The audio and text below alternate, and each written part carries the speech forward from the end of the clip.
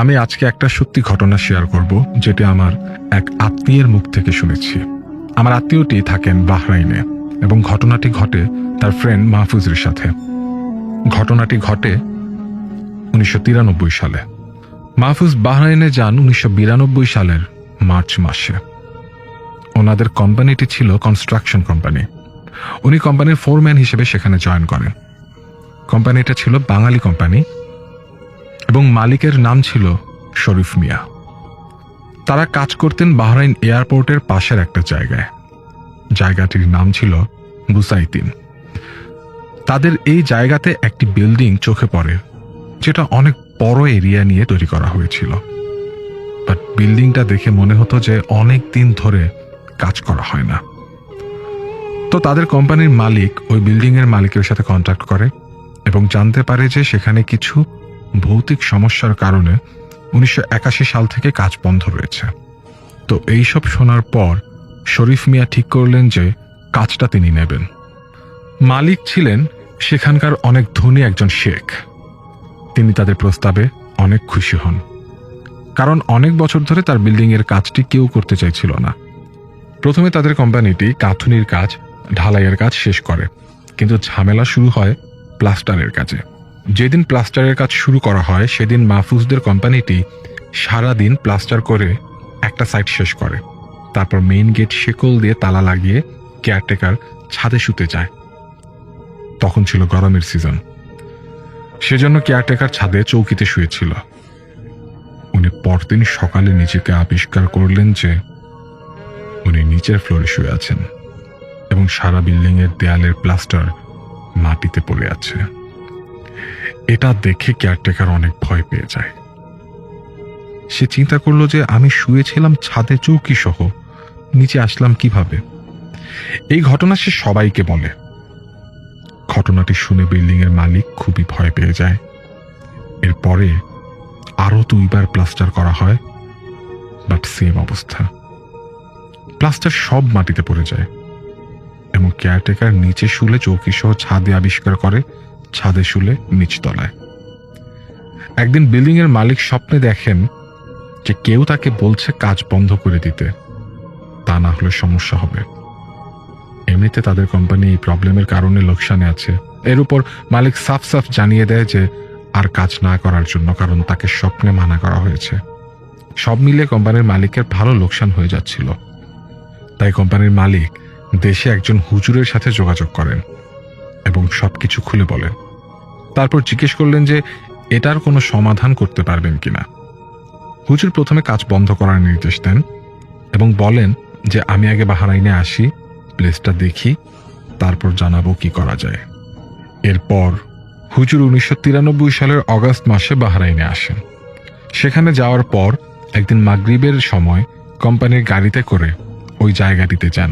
সেখানে একটা মসজিদে মাগরিবের নামাজ শেষ করে ওই বিল্ডিংয়ে যান অ্যানালাইজ করার জন্য যে প্রবলেম কেন হচ্ছে। তারপর সেখান থেকে চলে আসেন তিনি এবং বলেন যে রাত 11টার সময় আবার আসব। রাত 11টার সময় হুজুর সেখানে আসলেন আরও কিছু অ্যানালাইসিস করার জন্য। এরপর হুজুর আশ্বাস দেন যে প্রবলেম সলভ হয়ে যাবে। তিনি বলেন যে এই কাজের জন্য 8 জন লোক লাগবে, আর এক একজনকে এক একটি পজিশন নিয়ে থাকতে হবে। উনি দোয়া পড়া একটা 8 ফুটের স্টিলের রড আর কিছু পানি দেন এবং বললেন যে বিল্ডিং এর মাঝখানের সেন্টারের একটা জায়গা সিলেক্ট করে রডটা গেঁথে দিতে হবে। রডটি গাঁথতে গাঁথতে শেষ পর্যায়ে পৌঁছে গেলে যে পানি দেওয়া হয়েছে সেগুলো ঢেলে শেষ বাড়ি দিয়ে কাজ কমপ্লিট করতে হবে। যে রডটা দেওয়া হয় সেটার 7টা জায়গায় কালো সুতা দিয়ে বাঁধাই করে দেওয়া হয়েছিল। হুজুর বলেছিলেন রডটা গাঁথতে গাঁথতে যখন 1 হাত বাকি থাকবে তখন তাদেরকে এক পাশ ছেড়ে দিতে হবে, অর্থাৎ চারপাশের 3 পাশে লোক থাকবে, এক পাশে থাকবে না, যে পাশটা জানালার দিকে। তিনি আরো বলেছিলেন যে 7টা সুতোয় 7 জনকে টাচ করতে হবে, আর যে হাতুড়ি দিয়ে রডটা পাড়ি দিবে সে ছোট্ট একটা দোয়ার শব্দ প্রতি বাড়ির সাথে সাথে পড়বে। এই কাজ করার সময় তাদেরকে অনেক ভয় দেখানো হতে পারে। হুজুর সবাইকে নির্দেশ দেন যে ভয় না পেতে। মাহফুজ ছিলেন ফোরম্যান, তাই ওনাকে যেতেই হবে। তাই তিনি অনেক কষ্ট করে 7 জনকে রাজি করান। তার পরের দিন সেসব সামগ্রী নিয়ে আর 7 জন লোক সহ বিল্ডিংয়ে যান। তখন রাত 1টা কি 1:30। যখন তারা বিল্ডিংয়ে প্রবেশ করে, প্রচন্ড জোরে একটা বাতাস তাদের উপর দিয়ে বয়ে যায়। অথচ মাহফুজ খেয়াল করলেন যে পাশের সারি সারি খেজুর গাছের একটা পাতাও নড়ছে না। এই ঘটনায় ভয় পেলেও কাজ শুরু করেন সবাই। 7 জন রডটার 7টা সুতা টাচ করে থাকলেন, আর একজন ছোট একটা দোয়া পড়ার সাথে সাথে হাতুড়ি দিয়ে বাড়ি দিতে লাগলেন। প্রথমে 1 হাত যখন গাঁথা হলো, তখন তারা শুনলেন যে বাচ্চাদের চেঁচামেচির শব্দ হচ্ছে। পরের 1 হাত গাঁথার পর সবাই শুনলেন বাঘ সিংহ একত্রে গর্জন করছে। এর পরের 1 হাত গাঁথার পর শুনলেন যে হাজার হাজার মৌমাছি বাড়ি শুদ্ধ ভং ভং করছে। এরপর মনে হলো আশেপাশে কুকুর কান্না করছে। মানে 1 হাত গাঁথার পর 1 রকমের জন্তুর শব্দ শুনতে পাচ্ছিলেন সবাই। তারপর 1 হাত গাঁথা বাকি থাকতে তারা দক্ষিণ পাশটা ছেড়ে দেন। তাদের মনে হতে থাকলো যে বাঘ সিংহ কুকুর আরো বিভিন্ন জীবজন্তু গর্জন করতে করতে দেয়াল ভেঙে তাদের দিকে ছুটে আসছে, কিন্তু তারা কিছুই দেখতে পাচ্ছিলেন না। শেষ পর্যায়ে এসে হালকা একটু গাঁথা বাকি থাকতে পানি ঢেলে দেন তারা। যখন শেষ বাড়িটা দেওয়া হয়, তখন উপস্থিত সবাই শোনেন যে বাঘ সিংহ শেয়াল কুকুর বাচ্চাদের চেঁচামেচির শব্দ সহ একটা একটা মিশ্র ভয়ার্ত আর্তনাদের শব্দের ছায়ামূর্তি দক্ষিণ পাশের জানলা দিয়ে বেরিয়ে গেল। সাথে সাথে মনে হলো বাড়িটা একদম শান্ত হয়ে যায়। এরপর 1 সপ্তাহ পর থেকে তাদের অসমাপ্ত কাজ শুরু করেন মাহফুজের কোম্পানি, এবং 1 মাসের মধ্যে কাজ কমপ্লিটও করেন। তারা পরবর্তীতে হুজুরের কাছে জিজ্ঞাসা করেছিলেন যে সমস্যাটা কি ছিল। হুজুর বললেন যে এই জায়গাটিতে আগে অনেক জিন বাস করত, সেখানে ভালো এবং মন্দ 2 ধরনের জিন থাকতো, তবে মন্দ জিন বেশি থাকে, তারা ভালোদের সেখান থেকে তাড়িয়ে দেয়, এবং পরবর্তীতে বিল্ডিং এর কাজ স্টার্ট করার পর থেকে সমস্যা শুরু করে।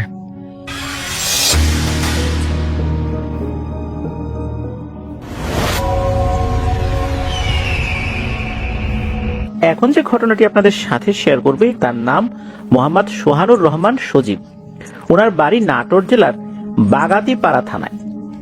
চলুন ঘটনা শুনে আসি।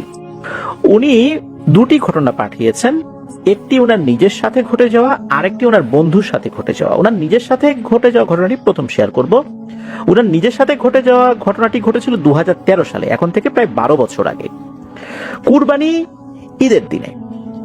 তো উনি আর ওনার ফুফাতো ভাই 2 জন নামাজ পড়ে কুরবানি করে সারাদিন ঘোরাফেরা করেছেন।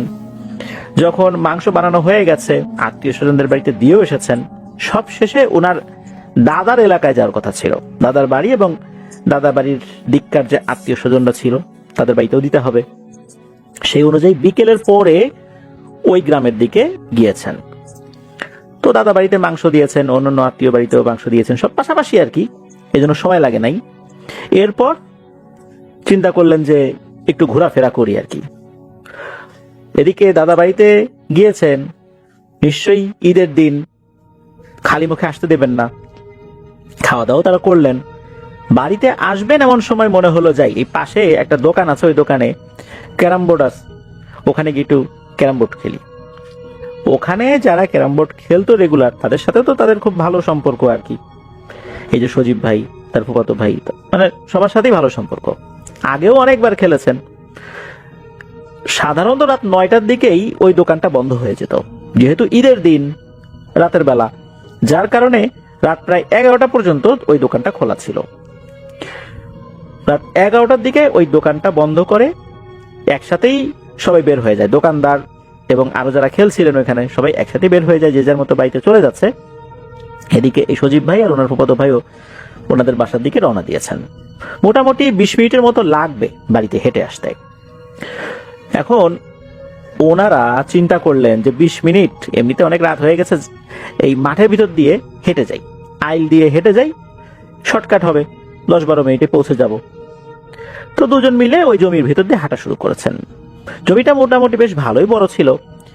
এর এক সাইডে বড় বড় কয়েকটা আম গাছ ছিল, আম গাছ বলতে আম বাগান আর কি, ছোট একটা বাগান, তার মধ্যে বড় বড় কয়েকটা আম গাছ, আর পাশাপাশি আবার দুটো বাগান। এই দুটো বাগানের মাঝামাঝি একটা বিশাল বড় আকৃতির একটা জাম গাছ ছিল, যেটা এখনো আছে। তো এই বাগান দুটো এলাকায় মেম্বারের বাগান নামে পরিচিত। ওই জাম গাছকে ঘিরে মোটামুটি কিছু ঘটনা শোনা যায় মাঝে মাঝে। তো ওই সময় ওনারা এত কিছু চিন্তা করে নাই, দুইজন মানুষ একসাথে আছে, ভয় কিসের। আর রাত তো 2-3টা বাজে না, রাত 11টাই না হয় বাজে। ওনারা প্রথম যে বাগানটা, মানে ওই আম গাছের যে বাগানটা যেখানে বড় বড় কয়েকটা আম গাছ রয়েছে, ওইটা ক্রস করে দ্বিতীয় বাগানটাতে ঢুকবেন, যেটা শুরুতে একটা বড় জাম গাছ রয়েছে। ওই সময় ওনারা হঠাৎ করে একটা জিনিস দেখতে পেলেন। সেটা হচ্ছে, মনে হচ্ছে যে ওই জাম গাছের মাথায় কিছু একটা আছে, নিচে কিছু একটা আলোর ঝলকানি দেখতে পেলেন। আলোর ঝলকানি বলতে ওই উপরে যদি আলো থাকে, নিচে এক ধরনের একটা আলোক ছটা ঘুরতে থাকে, ওই অর্থে আর কি আলোর ঝলকানি দেখতে পান। তখন উপর দিকে তাকিয়ে দেখেন ওই জাম গাছের মাথার উপরে দুটো বড় আলোর গোল্লা বৃত্তাকারে পাক খাচ্ছে। ওটারই আলোর ঝলকানি মনে হচ্ছে নিচে চলে এসেছে। সেই সাথে হঠাৎ করে ওখানে বেশ ঝড়ো বাতাসও শুরু হয়ে গেল। আর ওনারা যে আইল ধরে হেঁটে এসেছিলেন, ওই আইলের দুই পাশে কিন্তু মাত্র ধান লাগানো হয়েছে, সেখানে পানি দেওয়া হয়েছে, এমন একটা অবস্থা ছিল। মানে আইলের বাইরে মাঠের ভেতর দিয়ে যে হেঁটে আসবেন, ধানি জমির ভিতর দিয়ে, এগুলো আসলে ওই সময় পসিবল ছিল না। ওই আইল দিয়েই হেঁটে আসতে হবে, আবার যদি যেতে হয় ওই আইল দিয়েই যেতে হবে। শুধু মাঝখানে এই বাগানের মতো জায়গাটা, এটা হচ্ছে প্রশস্ত। যখন ওনারা এটা দেখলেন, দেখার পর আহামরি ওনারা কোনো ভয় পান নাই। কেননা গ্রামে এর আগেও রাতের বেলা এই ধরনের আলোর গোল্লা চক্রাকারে ঘুরতে দেখেছেন, এক জায়গা থেকে আরেক জায়গা ছুটে যেতে দেখেছেন। এই কারণে এই বিষয়গুলো আসলে ওনাদের মধ্যে ভয়ের উদ্রেক করে নাই। ওনারা স্বাভাবিকভাবেই ওই গাছটা ক্রস করে আবার আইলের কাছে চলে যান, মানে বাগানের ওই পাশে যে আইলটা আছে সেখানে চলে যান। ওনারা আবার ঘুরে তাকিয়ে ওই আলোর গোল্লা দেখছিলেনও। এক সময় একে অন্যকে মজা করে বলছেন যে, এই দেখ দেখ আলো, এখনই এসে তোকে ধরবে। এখনই ধরলো, মানে একজন এরকম মজা করতে করতে সজীব ভাই কি করেছেন, উনি পা ফসকে ওই আইলের পাশ থেকে পাশে যে কর্দমাক্ত ধানি জমি সেখানে পড়ে গিয়েছেন। একদম কাদায় পানিতে মাখামাখি হয়ে গেছে। তখন ওনার ভাই হাত ধরে তাকে টেনে তুলেছে। এরপর ওনারা আবার হাসাহাসি করতে করতে সামনে আগানো যেই না শুরু করেছেন, তখন ঘটে একটা ভয়ঙ্কর ঘটনা। ধপাস করে কোত্থেকে একটা কাঁচা গাছের ডাল এসে ওনাদের সামনে পড়ে। আইলের উপরে যদি এইভাবে হঠাৎ করে একটা কাঁচা ডাল এসে পড়ে, কার না ভয় লাগবে। ওনারা বুঝতে পারলেন যে এই যে হাসি তামাশা করেছেন, এটা উচিত হয় নাই। যাই হোক, ওনারা ওই ডালটাকে ক্রস করে আবার ওনারা যখন পার হওয়া শুরু করেছেন, সামনে আবার আর একটা ছোট বাগানের মতো রয়েছে। তো ওইখানে যে গাছগুলো রয়েছে, সেই গাছগুলো ওরকম বড় না, ছোট ছোট গাছই বলতে হবে। উচ্চতায় হয়তোবা সর্বোচ্চ 15 ফুট এরকম টাইপের বেশ কয়েকটা আম গাছ রয়েছে। তো ওনারা যখন ওদিক দিয়ে হেঁটে যাচ্ছিলেন, হঠাৎ করে দেখতে পেলেন ওই আম গাছের একটা ডালে কালো একটা অবয়ব বসে আছে। এটা কিন্তু দুইজনই দেখতে পেয়েছেন। এটা দেখার সাথে সাথে ওনারা ওখানে থমকে যান যে আরে এইটা কি। এরপর কি হয়, ওই যে কালো অবয়বটা দূর থেকেই হি হি করে হেসে ওঠে আর নাকি গলায় বলে, কিরে কেমন লাগলো কাদার মধ্যে নাকানি চুবানি খেতে? খুব তো হাসি তামাশা করলি, হ্যাঁ? এখন দেখ কেমন লাগে। এই বলে কি করেছে, ওই ডাল থেকে একটা লাফ দিয়েছে। লাফ দিয়ে ওনাদের সামনে এসে পড়ে নাই, ওনাদের ডান সাইডে মাত্র 5 হাত দূরে এসে পড়েছে। ধপাস করে যে মাটির উপর এসে দাঁড়িয়েছে, মাটিটাও কেঁপে উঠেছে। ওই মুহূর্তে ওনারা দুজন তো আরো ভয় পেয়ে যান, এই বুঝি এসে ঘাড় মটকে দিল। তখন এনারা আর কোনো কিছু চিন্তা ভাবনা না করে সোজা বাড়ির দিকে দিয়েছেন দৌড় দিলেও ওই বাগান থেকে বের হয়ে আবার যখন আইলে উঠেছেন, এই আইলে তো আসলে পাশাপাশি দৌড়ানো যায় না, আইলের উপর দিয়ে সাবধানে হেঁটে যেতে হয়। ওই দৌড়ানোর সময় ওনারা বারবার পড়ে যাচ্ছিলেন কাদার মধ্যে, আবার উঠছিলেন আবার পড়ছেন, এইভাবে ওনারা বাড়িতে এসে পৌঁছেন। বাড়ির কাছাকাছি ওনারা চলে এসেছিলেন আর কি। তো বাড়ির যে মেইন গেট, এই গেটের সামনে এসে দুইজনই ধপাস করে গেটের উপরে পড়ছেন।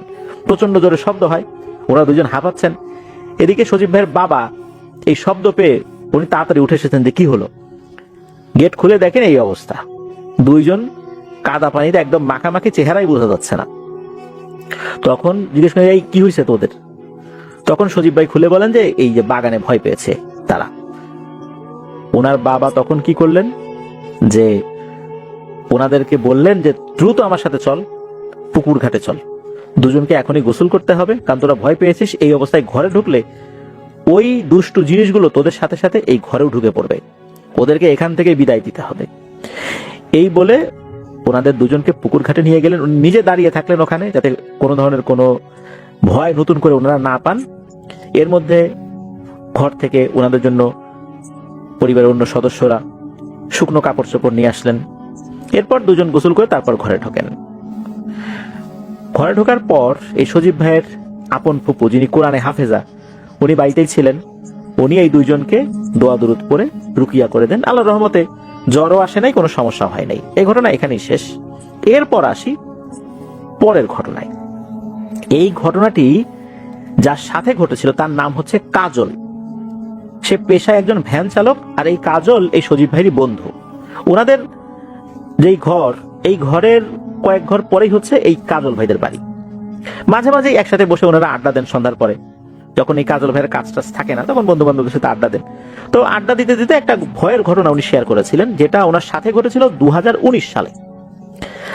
আর 19 সালে যখন এই ঘটনাটা ঘটে, রাত তখন আনুমানিক 1টা। ওই রাত্রে রাত 9:30টার দিকে উনি খাওয়া দাওয়া করে ঘুমানোর প্রস্তুতি নিচ্ছেন। যেহেতু ভ্যান চালান, ওনার ভ্যান কিন্তু তখন ব্যাটারি চালিত ছিল না, প্যাডেল দিয়েই চালাতে হতো। অনেক পরিশ্রমের কাজ কিন্তু এটা। উনি রাত 10টার মধ্যেই শুয়ে পড়েন, সকাল সকাল উঠে পড়েন।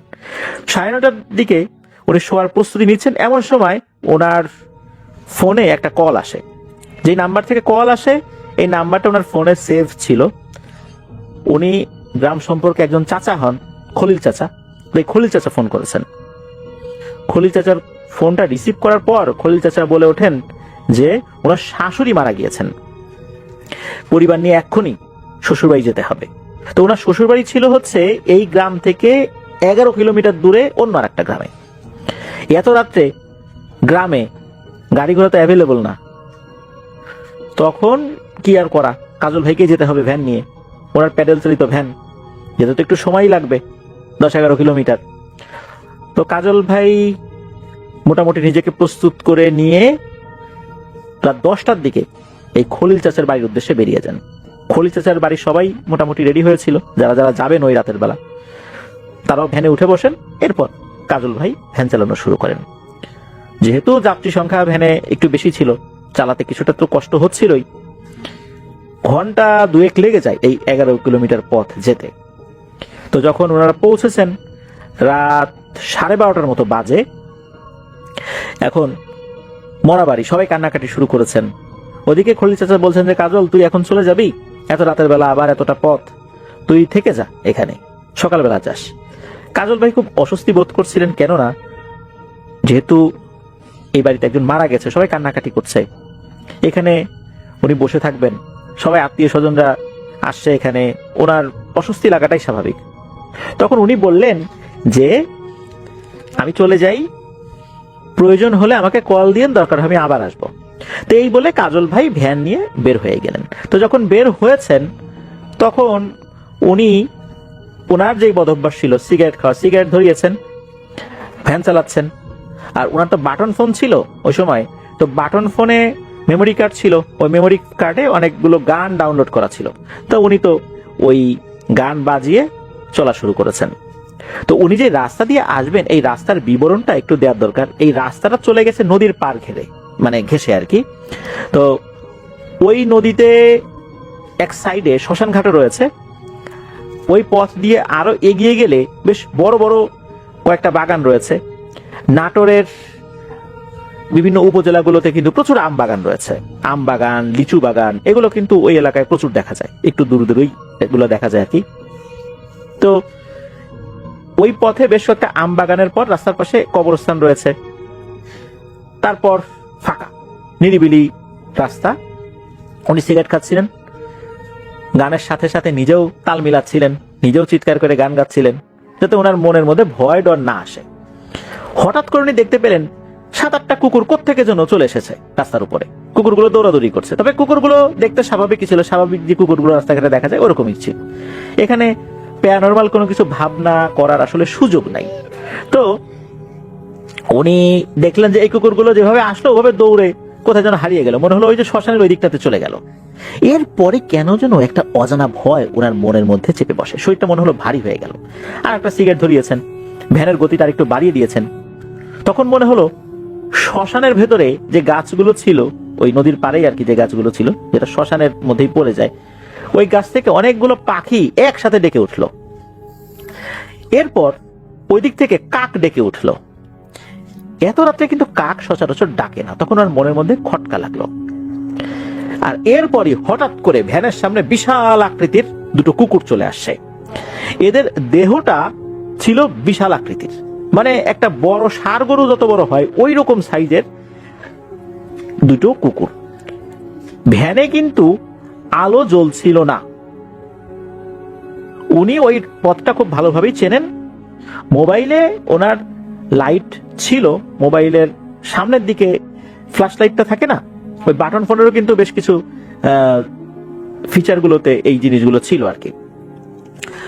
তো ওনার বাটন ফোনে ওরকম লাইট ছিল, তবে ওই সময় লাইটটা বন্ধ ছিল আর কি। মাঝে মাঝে উনি জ্বালাচ্ছিলেন কোনো সমস্যা হলে আর কি, এমনিতে জ্বালাচ্ছিলেন না। ওই মোবাইলের চার্জ খুব একটা বেশি ছিল না, কারণ রাতের বেলা হঠাৎ করে ওনার ফোন আসছে, উনি চলে আসছেন, সারা রাত চার্জ দেওয়ার সুযোগ উনি পান নাই, যার কারণে মোবাইলের যে ফ্ল্যাশ লাইটটা এটা উনি দরকার ছাড়া জ্বালাচ্ছিলেন না। তো ওই সময় কিন্তু বন্ধই ছিল ফ্ল্যাশ লাইটটা।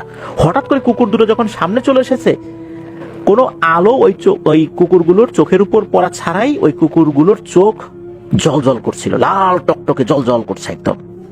আর এরা এসে ভ্যানের সামনে এসে দাঁড়ায়, তবে ভ্যানের গতিরোধ যে করে রেখেছে বিষয়টা এরকম না, সামনে এসে দাঁড়ানোর পর আবার একপাশে সরে যায়। এরপর কি করে, এই কুকুর দুটো একটা ডান পাশে আসে আর একটা বাম পাশে যায়, কিছুক্ষণ এভাবে ভ্যানের সাথে চলে, হালকা দৌড়ায়, আবার যেটা বাম পাশে ছিল সেটা ডান পাশে আসে, আবার যেটা ডান পাশে ছিল সেটা ভ্যানের সামনে দিয়ে ক্রস করে আবার বাম পাশে চলে যায়। এভাবে এরা একে অন্যের অবস্থান পরিবর্তন করে। তখন এই কাজল ভাই চিন্তা করছেন যে আল্লাহ রে, কেন যেন চলে আসলাম, এর থেকে ওই খলিল চাচার কথা শুনলেই ভালো হইতো, ওই বাড়িতে না হয় সারা রাত বসে থাকতাম। এর মধ্যে কি হয়, ওই ভ্যানটা মনে হচ্ছে অনেক ভারী হয়ে গেছে, ভ্যান চালানোটাই কষ্ট হয়ে যাচ্ছে। যেমনটা ছিল ওই ফেরাস, মানে যখন ওই খলিল চাচা শ্বশুর বাড়িতে যাবে তখন ভ্যানে অনেকগুলো যাত্রী ছিল, মনে হচ্ছে হঠাৎ করে এই পরিমাণ যাত্রী উঠে বসেছে, ফেরার সময় ভ্যানটা ঠিক আগের মতো প্রথমবারের মতো ভারী হয়ে গেছে। ভ্যানের উপর যে কেউ একজন আছে এটা খুব ভালো করেই এই কাজল ভাই ফিল করছেন। উনি তো জোরে জোরে দোয়া দুরূদ পড়া শুরু করছেন, এবার গান গাওয়া বাদ দিয়ে। এখন এর মধ্যে উনি দেখেন আর একটা জিনিস, সামনে একটা বাগান, ওই বাগানের ভেতরে মনে হচ্ছে একটা আলো জ্বলছে।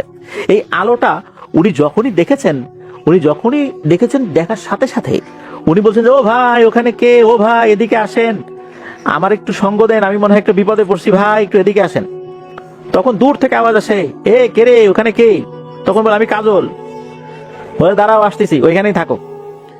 তখন দেখা গেল সাদা ধুতি পরা, সাদা পাঞ্জাবি পরা, লম্বা চুলের একজন মানুষ, সে এগিয়ে এসেছে, উচ্চতা স্বাভাবিক মানুষের মতোই, হাতে একটা হারিকেন আর একটা হাতে লাঠি। বলছে যে, তুমি কে? তখন বলে যে, ভাই আমি কাজল, আমি যে ভ্যান চালাই। তখন কাজল ভাই ওই লোকটাকে জানান যে এরকম দুটো কুকুর সামনে চলে আসছিল, সেগুলো অস্বাভাবিক আকৃতির ছিল। তখন ওই লোকটা বলল যে, তোমার জন্য এখন কি করতে পারি বলো। তখন কাজল ভাই বলছে যে, আপনি কোথায় যাবেন বলেন, আমি আপনাকে ফ্রিতে আগায় দিয়ে আসি, আপনি আমার একটু সঙ্গ দেন। তখন ওই লোকটা বলতেছে যে, আমি তোমার কি সঙ্গ দিব, আমি তো এই বাগান পাহারা দিই, বাগান রেখে কি যাওয়ার সুযোগ আমার আছে, আমি তোমার যতটুকু উপকার করতে পারি, তুমি আসো, বসো এখানে আমার পাশে বসো, বেশি কিছু খাওয়াইতে পারবো না, একটু পানি খাওয়াইতে পারবো, একটু সময় জিরিয়ে নাও, এরপর চলে যাও, এছাড়া তো আমার আর কোনো কিছু করণীয় নাই। তখন কাজল ভাই সেটাতেই রাজি হলেন, তার সাথে গিয়ে বসলেন বাগানের ভিতরে, ভ্যানটা এক সাইডে রেখে। ওই লোকটা বলছে যে এই দুইটা বড়ই অবাধ্য হয়ে গেছে, আমার কথাই শুনতে চায় না, এখন এরা আস্তে আস্তে শক্তিশালী হয়ে উঠছে আর আমার কথা অমান্য করে। তখন এই কাজল ভাই বলছে যে এই দুইটা বলতে কার কথা বলছেন? কই যে তুমি যে দুইটা কুকুর দেখেছো, এরা এরা অতি দুষ্টু হয়ে যাচ্ছে দিনকে দিন, মানুষকে বিরক্ত করা শুরু করছে, আগে এতটা করতো না। তখন এই কাজল ভাই বলছে যে এই দুইটা আপনার পালিত কুকুর? ওই লোক বলতেছে হ্যাঁ। তখন কাজল ভাই বলতেছে যে এত বড় বড় কুকুর আপনি কোত্থেকে পাইলেন? আর এগুলো খাওয়াই খাওয়াই এত বড় করছেন, এগুলোকে আবার ছেড়েও দিয়ে রাখছেন, এরা তো মানুষকে আক্রমণ করবে, মানুষকেই তো খেয়ে ফেলবে। এত বড় আকৃতির কুকুর তো আমি আগে কখনো দেখি নাই, এগুলোকে বেঁধে রাখবেন যেন মানুষের উপর আক্রমণ না করে। তখন ওই লোকটা বলতেছে যে হ্যাঁ তুমি তো ঠিকই বলছো, এগুলোকে আসলে শায়েস্তা করতে হবে, তা না হলে কবে যে আমার উপর এরা চড়াও হয়ে বসে আমি বুঝতে পারতেছি না। এরপর কাজল ভাই বলেন যে ঠিক আছে আমি তাহলে চলে যাই, অনেকক্ষণ তো হলো। তখন ওই লোকটা বলতেছে যে আরে কোথায় যাবা, থাকো, জিরায় নাও, পরে যাও। তখন কাজল ভাই বলতেছে যে না আমাকে চলে যেতে হবে, অনেক রাত হয়ে গেছে, আমি চলে যাই এখন। তখন কি করে ওই লোকটা খপ করে কাজল ভাইয়ের হাত চেপে ধরে বলে যে আরে ভয় পেলে নাকি, বসো বসো, জিরায় নাও, ভয়ের কিছু নাই। যখনই ওই হাতটা চেপে ধরেছে তখন কাজল ভাই ফিল করেন যে এই লোকের হাতটা অনেক ঠান্ডা, এত ঠান্ডা মানুষের হাত হয় না। আর ওই সময় কিন্তু শীতকাল ছিল না যে অনেক রাত পর্যন্ত সে বাইরে হাঁটাহাঁটি করেছে, শরীর ঠান্ডা হয়ে গেছে, বিষয়টা এরকম না। তখন কাজল ভাই ওনার হাতটা জোর করে ছুটিয়ে নেন ওই লোকের হাত থেকে, এরপর ভ্যানের দিকে দিয়েছেন দৌড়, দৌড়ে ভ্যানের কাছে গিয়ে ভ্যান চালানো শুরু করেছেন। তখন পেছন থেকে পট্ট হাসি দিয়ে ওই লোকটা বলছে যে আরে কাজল এত ভয় পেলে চলবে, রাতের বেলা ভ্যান চালাতে পারবা তুমি, একটু জিরিয়ে যাইতা, ক্ষতি তো করতাম না।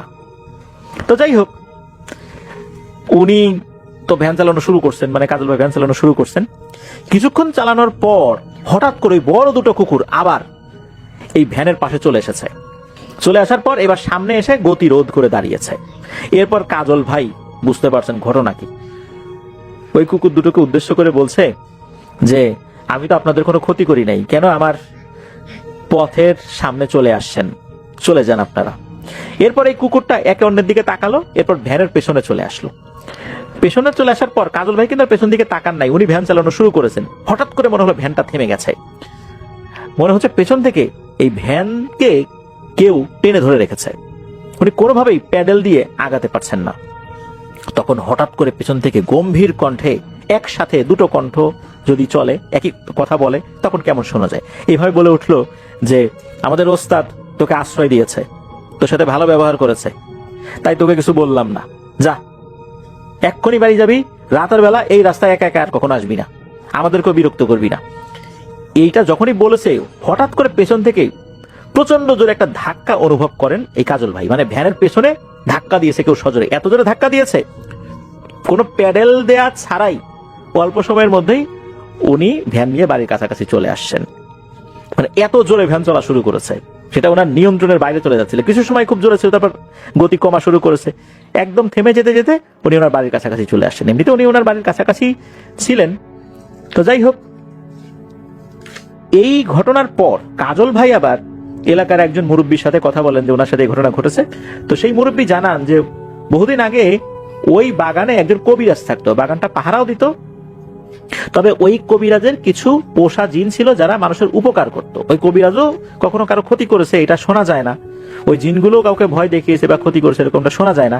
কোন একটা অজ্ঞাত কারণে ওই কবিরাজ মারা যায়, আর তার দেহটা ওই বাগানের একটা গাছে ঝুলন্ত অবস্থায় পাওয়া যায়। অনেক মানুষ ওই দিক দিয়ে চলার সময় মাঝে মাঝে সাদা পোশাক পরিহিত একটা লোককে দেখে। ধারণা করা হয় ওই কবিরাজের সেই অনুগত জিনগুলোই এখনো ওখানে আছে, মানুষের খুব একটা ক্ষতি করে না, পারলে উপকার করে। ওরা দেখে যে যেই লোকটা যাচ্ছে এ ভালো মানুষ না খারাপ মানুষ। যদি মনে হয় ভালো মানুষ তাহলে কিছু করে না, আর যদি খারাপ মানুষ মনে করে তাহলে ভয় ভীতি দেখায় মাঝে মাঝে, তবে সেটা মারাত্মক লেভেলের ক্ষতিকর কিছু না। তো এটাই ছিল ঘটনা।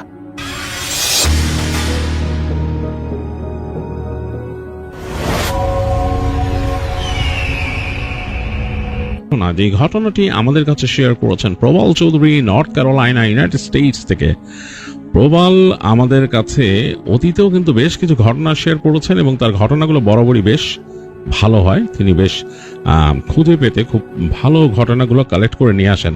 তো তিনি এবারও আরেকটি ঘটনা কালেক্ট করেছেন আমাদের জন্য, যেটি তিনি তার এক সিনিয়র ফ্রেন্ড ম্যালকম অ্যান্ডারসনের কাছ থেকে কালেক্ট করেছেন এবং ম্যালকমের নিজের সাথে ঘটা একটি ঘটনা, বেশ পুরনো যদিও। তো আমি সেই ঘটনায় চলে যাব, আমি শেয়ার করব। প্রবাল আমাকে রিকোয়েস্ট করেছেন যেন আমি আমার মতো করে ঘটনাটা শেয়ার করি আপনাদের কাছে। আমি চলে যাচ্ছি প্রবালের পাঠানো ঘটনায়।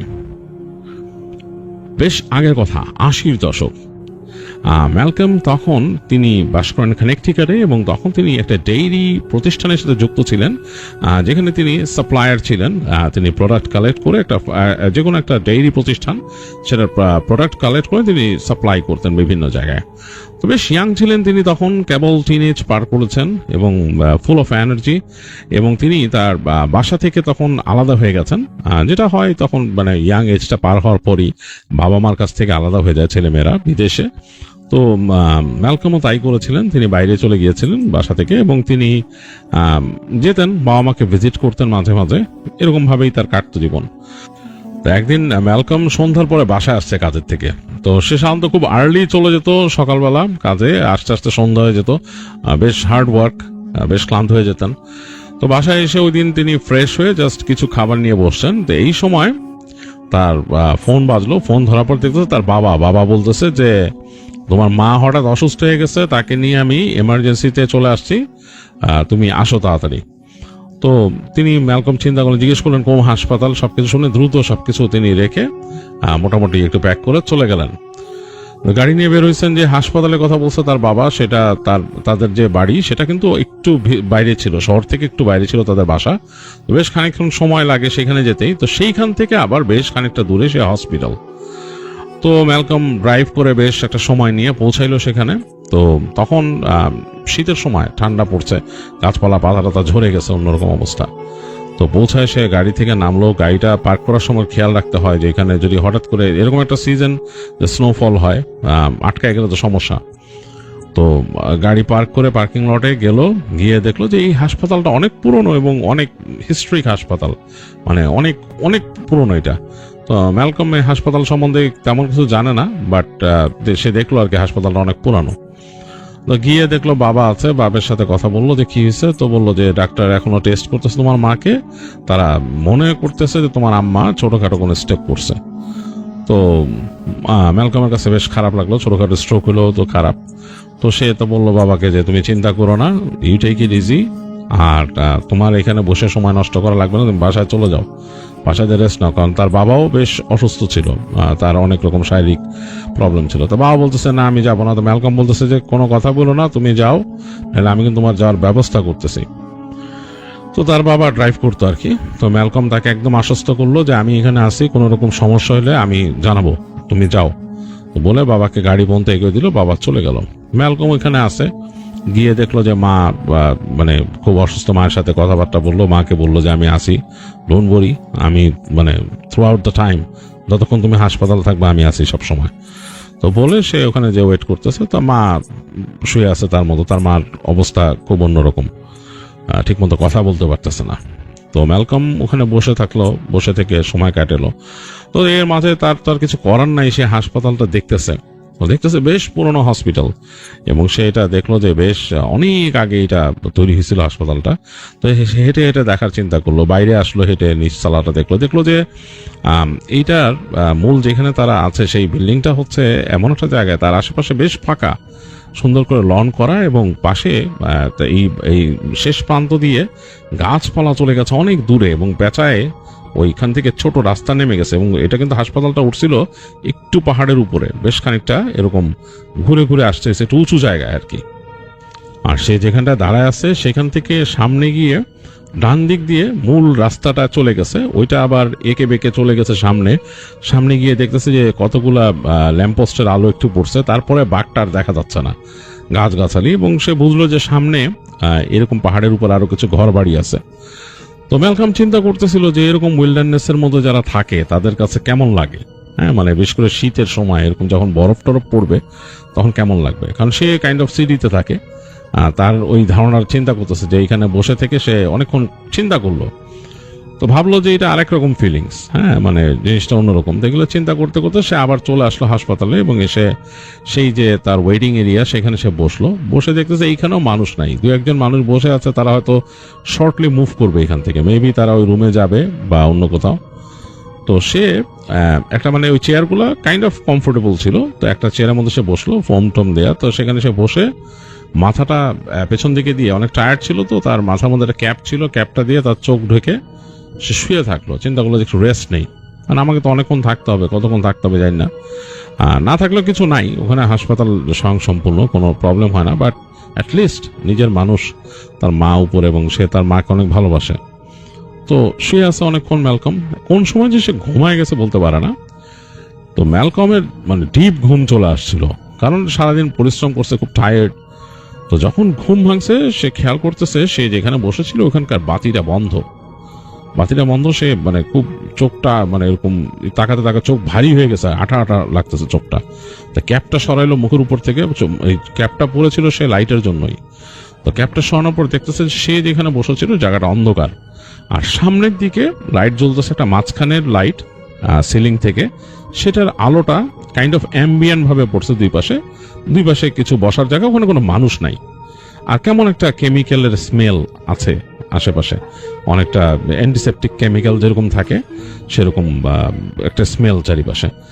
তো সে দূরে তাকাইলো, তার হাসপাতালের কম্পাউন্ডটা অনেক বড়, সে দূরে তাকাইলো এখান থেকে, যেহেতু ফ্রন্ট ডেস্কটাও দেখতেছে খালি, মানে কোনো মানুষজন নাই, এবং সামনে ফ্রন্ট ডেস্কেও সিলিং থেকে আলো পড়ছে, সিলিং এর আলোটা হালকা ভাবে ওই ডেস্কের মধ্যে পড়ছে, কেউ নাই, এবং সেই তাদের গ্লাস উইন্ডো যেটা ওইটা ওখানে আছে, এবং বাইরে দেখা যাচ্ছে অন্ধকার।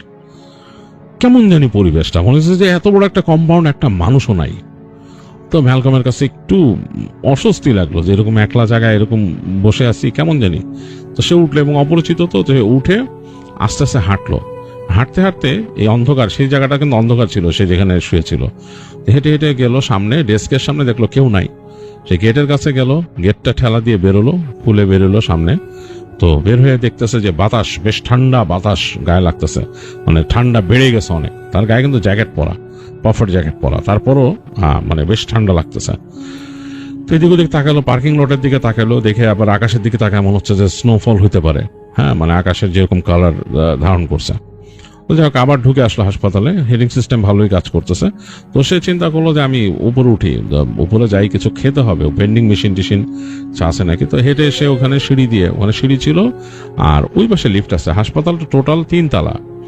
তো সে ওই সিঁড়িতে উঠে উঠে দোতলায় গেল, দোতলায় গিয়ে দেখতেছে যে এই সামনের যে অংশটা ওই জায়গাটাও অন্ধকার করে রাখছে, মানে এই পাশে আলো জ্বলতেছে একটা, সেটার আলো দিয়ে হালকা আলো হচ্ছে। তো সে বুঝতে পারলো যে এটা হয়তো তারা এনার্জি সেভ করতেছে। তো ওইটা দেখে সে হেঁটে গেল সামনে যেয়ে সে খুঁজতেছে এখানকার কোনো ক্যাফেটেরিয়া বা কিছু মানে পায় কিনা। সে চিন্তা করতে করতে হাঁটতে দেখলো যে ভেন্ডিং মেশিন আছে 2টা, ওখান থেকে সে তার পকেটে কয়েন ছিল, চিপস বের করে নিল 2 প্যাকেট, বেরোয় সেটা নিয়ে হাঁটা দিয়েছে। সে চিন্তা করছে ক্যাফেটেরিয়া কোথায়। তো এখন যেখান থেকে হাঁটতেছে ওই জায়গাটা কিন্তু একটা ফাঁকা জায়গা, একটা প্যাসেজের মতো, খুব একটা আলো নাই, মানে দেখা যাচ্ছে যে একটা আলো যদি জ্বলে পরেরটা জ্বলে না, এরকম আর কি, মানে একটু আলো আধারির মতো। তো প্যাসেজ দিয়ে সোজা হেঁটে গেছে ম্যালকম। তো যে দেখতেছে হাতের ডান দিকে একটা দরজা, কাইন্ড অফ কাঠের দরজা, মাঝখানে একটা গ্লাসের দেওয়া। তো সে মনে করলো যে এইটা হইতে পারে এই ক্যাফেটেরিয়া, মোস্ট প্রবাবলি, কারণ ওইটার সামনে আলো আছে, মানে ওই যেই দরজাটার সামনে। তো সে ভাবলো হয়তো এখানে আসে মানুষ। তো সে যে নবটা ধরে ঘুরাইলে দরজাটা খুলে ফেললো। তো খোলার পর মনে হচ্ছে ভিতরে অন্ধকার। তো তারপরও ম্যালকম ঢুকছে ভিতরে, ঢোকার পরে সে লাইটের সুইচ দেখতেছে। ক্যাফেটেরিয়া হলে তো এখানে মানে থাকবে লাইট, এবং অনেক সময় দেখা যাচ্ছে রাতের বেলা ওখানে কিন্তু ক্যাফেটেরিয়া মানে যে সবসময় খাবার সার্ভ করে তা না, যদি ওখানকার মানুষ থাকে কেউ, ওখানকার যে স্টেশনটা সেখানে বিক্রি হয়, আর নইলে দেখা যাচ্ছে ওদের একটা কফি স্টেশন থাকে, আরো একটা এরকম ভেন্ডিং মেশিন থাকবে এরকম, বা বসার জন্য দুটা টেবিল থাকতে পারে বসার জন্য এরকম। তো সে তাকায় দেখতেছে যে এইগুলো কিছু না। এই লাইটটা সে অন অফ করলো, দেখলো লাইটটা অন অফ হচ্ছে না, এবং রুমের শেষ মাথায় একটা জানালা, বড় জানালা, এবং জানালার মধ্যে কোনো ব্লাইন্ড নাই, ব্লাইন্ডটা ওঠানো, ব্লাইন্ডটা কেউ টেনে উঠায় রাখছে, পুরোপুরি চাঁদের আলো আসতেছে ওইখান দিয়ে। এবং এই জানালার ওই পারে দেখা যাচ্ছে যে গাছের অংশ, সেই বড় বড় গাছ, পাতা ছাড়া সেগুলো ডাল ডাল দেখা যাচ্ছে এরকম। আর দুই পাশে সে তাকায় দেখতেছে যে কিছু ইনকিউবেটর রাখা, মানে ওই যে বাচ্চাদের যে ইনকিউবেটর থাকে বাচ্চাদের রাখার জন্য, সেই ইনকিউবেটর, খালি ইনকিউবেটর, মানে এগুলোর মধ্যে কেউ নাই, কিছু নাই, মানে খালি ইনকিউবেটর রাখা, মানে পাশে করে রাখা, মানে এগুলো হয়তো কোনো কাজে লাগে না এখন, বা সামথিং লাইক দ্যাট, নষ্ট বা কিছু কাজে লাগে না, বা এগুলো এক্সেস এখানে রাখা হয়েছে। এটা মনে হয় kind of a store room. সে মনে করলো যে মেডিকেল ইকুইপমেন্ট মনে হয় এখানে স্টোর করা হয়, বা আই ডোন্ট নো, কোনো এক সময় হয়তো এটা ছিল, নিকিউ ছিল, হ্যাঁ, মানে যেখানে নিওনেটাল কেয়ার ইউনিট ছিল, এখন নাই। তো কিন্তু আলো নাই, কিন্তু ওই যে জানালার আলো যা ঢুকতেছে, ছাদের আলো, সেটা দিয়ে যতটুকু আলো হচ্ছে এখানে। তো সে মানে কয়েক সেকেন্ড দেখছে এরকম, দেখার পর সে চিন্তা করতেছে বের হয়ে যাবে। সে ঘুরে দরজার দিকে নবে হাত দিছে যে খুলে বের হয়ে যাবে। এই সময় সে পেছনে শুনলো ফিস ফিস করে কে কথা বলল, ফিস ফিস, মানে কোনো মেয়ে যদি ফিস ফিস করে কথা বলে যেরকম সেরকম। তো ম্যালকম হঠাৎ কে ফিসফিস করে কথা বললো এখানে। সে ঘাড় ঘুরে তাকাইছে, তাকায় দেখছে জানলার কাছে একটা কালো কুচকুচে অবয়ব, হ্যাঁ, মানে দেখলে মনে হবে অনেকটা কালো চুলের যদি বল থাকে, বল তৈরি, মানে কালো চুল দিয়ে যদি একটা মানুষ তৈরি করা হয়, পুরো শরীরটা চুলের, মানে কালো এরকম ফোলা, এরকম একটা মানুষের মতো অবয়ব, এবং সেটার চোখের জায়গায় দুটো চোখ আছে, বুঝতেছে, চোখগুলো জ্বলতেছে। আর সামনের যে হাত, মানুষটার যে হাতের আঙুলগুলো চোখা চোখা লম্বা, এটা জানলার কাছে দাঁড়ানো। এইটা ফিসফিস করে কি জানি বলছে। তো ম্যালকমের সারা শরীরে রোম দাঁড়ায় গেছে, মানে তার মানে একদম ঘুসবাম্প হয়েছে, এবং মেরুদণ্ড বেয়ে একটা ঠান্ডা স্রোত নেমে গেছে। এবং সে আবার শুনলো ফিসফিস করে তাকে বলতেছে, you are not welcome here. এটা যে এমন ভাবে বলছে ফিসফিস করে, তার কাছে ভয় লেগে গেছে, মনে হচ্ছে যে ওইখান থেকে শব্দটা বলতেছে তার কানের পাই দিয়ে চলে যাচ্ছে। এবং ওই যে ফিগারটাকে সে দেখছে এই যে জানালার কাছে, এটাই তার কাছে প্রচন্ড রকমের ভয় লাগছে। তো ম্যালকম দ্রুত ঘুরে সেই দরজাটা খোলার চেষ্টা করলো, দেখলো যে দরজার যে হ্যান্ডেলটা বরফের মতো ঠান্ডা, আর দরজাটার নবটা নামতেছে না নিচে, এটা মনে হচ্ছে কেউ লক করে দিচ্ছে এই পাশ থেকে। ম্যালকম ভয়ের চোটে মানে প্রচন্ড ভয় পেয়েছে, সে দ্রুত ঘুরছে, ঘুরে দরজার দিক পিঠ দিয়ে সে সামনে তাকাইলো, দেখলো তার খুব কাছেই সে অবয়বটা, তার খুব কাছেই, এবং কেমন একটা স্মেল, মানে ওইটার থেকে কেমন একটা স্মেল আসতেছে। ম্যালকমের কাঁধের মধ্যে ওইটা হাত রাখলো, ম্যালকম পুরা অনুভব করলো, মনে হলো তার কাঁধের একটা পাশ পোড়াই দিতেছে কেউ, মানে গরম কিছু দিয়ে তার কাঁধের মধ্যে টাচ করছে। তার হাত থেকে সে ওই যে তার হাতে চিপসের ব্যাগ ছিল, পড়ে গেল ঠাপ ঠাপ করে। পড়ে যাওয়ার পর ম্যালকমের আর কিছু মনে নাই, মানে তার মাথা পুরো ভ্যাকেন্ট। তো ম্যালকমের যখন হুঁশ ফিরছে, ম্যালকম নিজেকে আবিষ্কার করলো সে একটা রুমের ভেতরে, এবং একটা হসপিটাল বেডে সে শুয়ে আছে। তো সে তাড়াতাড়ি উঠে বসলো, উঠে বসে তাকাচ্ছে আশেপাশে। তো ইউজুয়াল হসপিটাল যেরকম হয় সেরকম লাগে নাই তার কাছে। তার কাছে দেখে মনে হলো যে এই যে বিছানাটা এসে শুয়ে আসছিল ওইটা বেশ মানে শক্তপোক্ত অন্যরকম বিছানা। তো সে উঠে দেখতেছে যে বিছানাটা মাটির সাথে যে ফ্লোর আছে সে ফ্লোরের সাথে নাট দিয়ে লাগানো, মানে শক্ত করে আটকানো। তো ম্যালকম চিন্তা করছে আমি বিছানায় কেমনে আসলাম, এবং দেখলো রুমের মধ্যে আলোটাও বেশ কম, এবং রুমের চারপাশ খেয়াল করলো যে তার ওখানে যাওয়ার মতো কোনো জায়গা নাই, হ্যাঁ, মানে পুরা অন্যরকম। তো সে দেখতেছে যে ওই রুমের সামনে, মানে সেই যে রুমে আছে সামনে একটা কাচের এরকম উইন্ডোর মতো আছে। তো সে দেখতে পাচ্ছে না কিছু, মনে হইতেছে এটা আয়না। তো ম্যালকম তাড়াতাড়ি উঠে গিয়ে দরজা খোলার চেষ্টা করলো, দেখলো দরজাটা লক। তো ম্যালকম যে ওই যে আরেকটা দরজা পাইছে রুমে, সেটা খুললো, খুলে দেখে বাথরুম। এবং সেই বাথরুমের যেই মিরর, সেই মিররটা মিরর না, ওইটা ফিক্সড একটা স্টিলের মতো রিফ্লেকটিভ জিনিস, যেটা মানে খোলা যাবে না, কাঁচ নাই ওইখানে। তো ম্যালকম বোঝার চেষ্টা করতেছে সেইখানে কিভাবে আসে, এবং সে দেখলো সেটা গাউন পরা গায়ে। তো সে ওখানে বের হয়ে যায়, সে চিৎকার করা শুরু করলো, হ্যালো সামবাডি হেল্প মি বলে সে নক করা শুরু করলো দরজার মধ্যে। কোনো সাড়া শব্দ নাই। কতক্ষণ পর্যন্ত সেরকম ট্রাই করলো, বসে থাকলো, এবং সে একদম আপসেট হয়ে বসে থাকলো। অনেকক্ষণ পর দেখলো দুজন লোক আসছে, দরজা খুললো, বেশ মানে বলিষ্ঠ মানুষ দুজন। হসপিটালে তাকে এসে বলতেছে যে তোমার হুঁশ ফিরছে, তোমার কি অবস্থা, কি ঘটনা কি, বলে দুজন দরজা লাগাই দিছে। তো একজনের হাতে তার প্রেশার মাপার মেশিন এরকম নিয়ে আসছে। তো ম্যালকম বলছে আমি কোথায়? তো বলছে ওকে রিল্যাক্স, তুমি রিল্যাক্স করো, তুমি এখন এটা একটা ফ্যাসিলিটির মধ্যে আসো, তোমাকে এখানে আনা হয়েছে কারণ তোমার ইভ্যালুয়েশনের জন্য, তোমার মেন্টাল স্টেট ইভ্যালুয়েশনের জন্য। ম্যালকম বলতেছে আমি কি করছি? বলে তুমি কি করছো, তোমার কিছু মনে নাই? বলে না। বলে তারা প্রেশারটা নিয়ে নেই। তো তার ব্লাড প্রেশার দেখলো, তার মানে টেম্পারেচার এগুলো মনিটর করে লোকগুলা চলে যাবে। তো লোকটা তখন বলতেছে তোমার কি আসলে কিছু মনে নাই? ম্যালকম বলতেছে না, আমার কিছুই মনে নেই। আমার যা মনে আছে যে আমি একটা হসপিটালে ছিলাম, আমার মাকে দেখতে গেছিলাম, এবং সেইখানে আমি একটা রুমে আটকা পড়ছিলাম, এবং একটা উদ্ভট জিনিস আমি দেখছি, এবং তারপর আমার আর কিছু মনে নাই।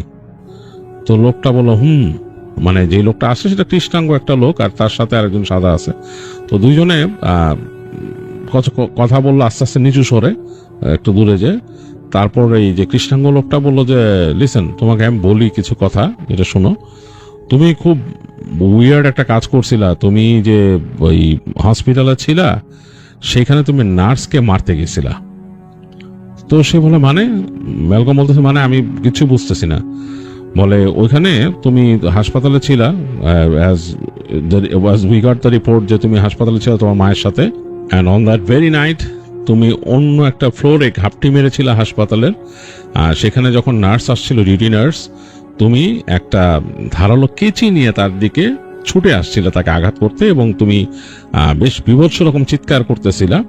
এবং তোমাকে তখন ওই নার্স যখন দৌড়ায় নায়িকের নার্সের পেছনে পেছনে, তখন তার চিৎকার শুনে সিকিউরিটির লোকরা দৌড় দিয়ে আসে, এসে তোমাকে আটকায় ফেলে। তুমি লাকিলি তাকে হার্ট করতে পারো নাই। তো তুমি হাসতেছিলে এবং বিভৎস রকমের চিৎকার করতেছিলা। তো তোমার মেন্টাল স্টেট নিয়ে সবাই সন্দেহান ছিল যে তুমি নিশ্চয়ই মেন্টালি কোনো পেশেন্ট বা সমস্যা আছে তোমার। তো তোমাকে নিয়ে আসা হয় তখন ওখান থেকে, এবং তুমি যখন আমাদের এখানে আসো, এখানে আসার পরও কিন্তু তুমি উদ্ভট আচরণ করতেছিলা। তোমাকে কিন্তু বেঁধে রাখা হয়েছিল তোমাকে কন্ট্রোল করতে না পেরে, এবং তুমি অন্যরকম আচরণ করতেছিলা, অ্যাগ্রেসিভ করা। তো বলার পরে সে কৃষ্ণাঙ্গ লোকটা বলতেছে যে লিসেন মিস্টার ম্যালকম, তোমার সম্পর্কে পুলিশের কোনো রিপোর্ট এর আগের নাই, তুমি এরকম কোনো, তোমার এরকম রিপোর্ট নাই, তোমার কোনো মেন্টাল ইলনেসেরও কোনো রেকর্ড নাই আমাদের কাছে বা স্টেটের কাছে নাই, এরকম কোনো রেকর্ড নাই। বা তুমি কোথাও গেছিলা, বা তোমার এরকম কোনো সমস্যা হয়েছিল, বা তুমি আমাদের এইসব কারেকশন সেন্টারে আসছো, সেটার কোনো রিপোর্ট নাই। তো সুতরাং আমি তোমাকে এটা কেন বলতেছি জানো? কারণ যেই হাসপাতালে এই ইনসিডেন্টটা ঘটছে, ওই হাসপাতাল সম্বন্ধে আমি কিছুটা জানি। সেই কৃষ্ণাঙ্গ বলতেছে যে আমি কিছুটা জানি যে ওই হাসপাতালে কিন্তু অনেক মানে প্যারানর্মাল কেসেস ঘটে। তো আমার কাছে এটা মনে হয়েছে এটা একটা প্যারানর্মাল কেসেস, এই কারণে কিন্তু তোমাকে আমি এরকম ডিটেলস শেয়ার করলাম।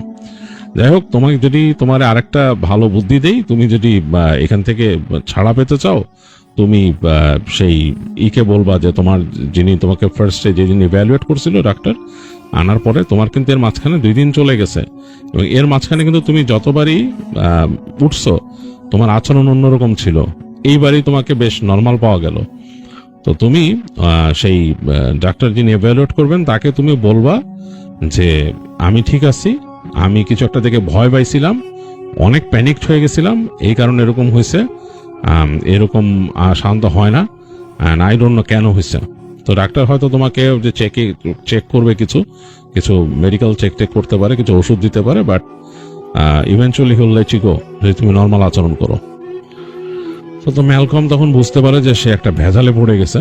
হ্যাঁ, সে বলে যে আমার প্যারেন্টের সাথে আমার দেখা করতে দিবেন, আমার মা অসুস্থ ছিল। বলে তোমার মা সে ইজ ফাইন নাও, সমস্যা নাই, তাকে বাড়ি পাঠাই দিছে, সে বাসায় চলে গেছে অলরেডি, আর তোমার বাবা আসবে কালকে তোমার সাথে দেখা করতে। সো টেক কেয়ার এবং ঘুমাও, তোমাকে দেখতে চায় তারা, তো ঘুমাও, তোমাকে কিন্তু মনিটর করতেছে তারা। যাই হোক, ম্যালকম তাদের সাথে কথা বলে সে একটু ডিসাইড করে মাথায় এবং তাকে ঘুমাইতে দেয়। তো ম্যালকম ঘুমায়, ঘুমের মাঝে সে উল্টাপাল্টা স্বপ্ন দেখে এবং মানে ভয়ঙ্কর স্বপ্ন। সে স্বপ্নে দেখে যে তার বিছানার আশপাশ দিয়ে সেই যে সে কালো কুচকুচে চুলের মতো অনেকটা এরকম, এবং মানে সেটা চুল বা ধোঁয়া যেটাই বলে, গাঢ় অন্ধকার তার বিছানার আশপাশ দিয়ে ঘুরতেছে এবং সে কানের কাছে হাসি শোনে, তার কাছে কানের কাছে খ্যাক খ্যাক করে হাসে এবং তাকে নাকি এসে বলে they have come for your soul. তো ম্যালকম ভয় পায়, সে ঘুমের মধ্যে ভয় পায়, সে চিৎকার করে ওঠে। তো যাই হোক, তারপরে ম্যালকমের বাবার সাথে ম্যালকমের দেখা হয় পরদিন। ম্যালকমের বাবা তাকে বলে যে আমি লয়ারের সাথে কথা বলছি এবং তোমার সব রেকর্ড রেডি করছি, তোমার ওরকম কোনো চিন্তা নাই, কি হয়েছিল ব্যাপারটা আসলে তুমি মেডিকেলি যদি প্রুভেন ডাক্তার তোমাকে করতে পারে যে তোমার সমস্যা নেই, ছেড়ে দিবে তোমাকে ছোটখাটো কিছু টেস্ট করে। যাই হোক, ম্যালকম ওখানে এরকম দু একদিন থেকে তারপর ছাড়া পায় ওখান থেকে। তো ছাড়া পাওয়ার পরে ম্যালকমের বাবা তাকে বলে যে আমি এটাও খবর নিছি যে ওই হাসপাতালটার মধ্যে প্যারানর্মাল সমস্যা আছে, তোমার মাও উল্টাপাল্টা জিনিস দেখছে এখানে। ম্যালকম বলে কি দেখছে আমার মা? তোমার মা দেখতো যে তার রুমের আশপাশ দিয়ে কে জানি চলাচল করতো, তো তোমার মা ভয় পেত। একে তো তার এরকম স্ট্রোক হয়েছিল, তারপরে সে ভয় পেত, সে দেখতো যে কেউ হাঁটা চলা করে ওই রুমের ভেতর থেকে, এবং মানে যখন নাকি লাইট জ্বালাইতো তখন মনে হতো যে ফিগারটা উধাও হয়ে গেছে, এরকম দেখতো তোমার মা। আর ওই হাসপাতাল সম্বন্ধে আরো খোঁজ খবর নিছে, এটা ওই হাসপাতালটা আসলে হন্টেড হাসপাতাল, বলে সমস্যা আছে। তো আমি তোমাকে যেটা করব, তোমাকে এখন আমি একজন প্রিস্ট আছে আমার বন্ধুর পরিচিত, ওনার কাছে নিয়ে যাব। তো ম্যালকম রাজি হয়, তো ম্যালকমকে নিয়ে যায় সেই প্রিস্টের কাছে এবং প্রিস্ট দেখে, প্রিস্ট বলে যে বলে যে তোমাকে মনে হয় তুমি কি এরকম এরকম স্বপ্ন দেখো, জিজ্ঞেস করে প্রিস্ট তাকে। তখন ম্যালকম বলে যে হ্যাঁ।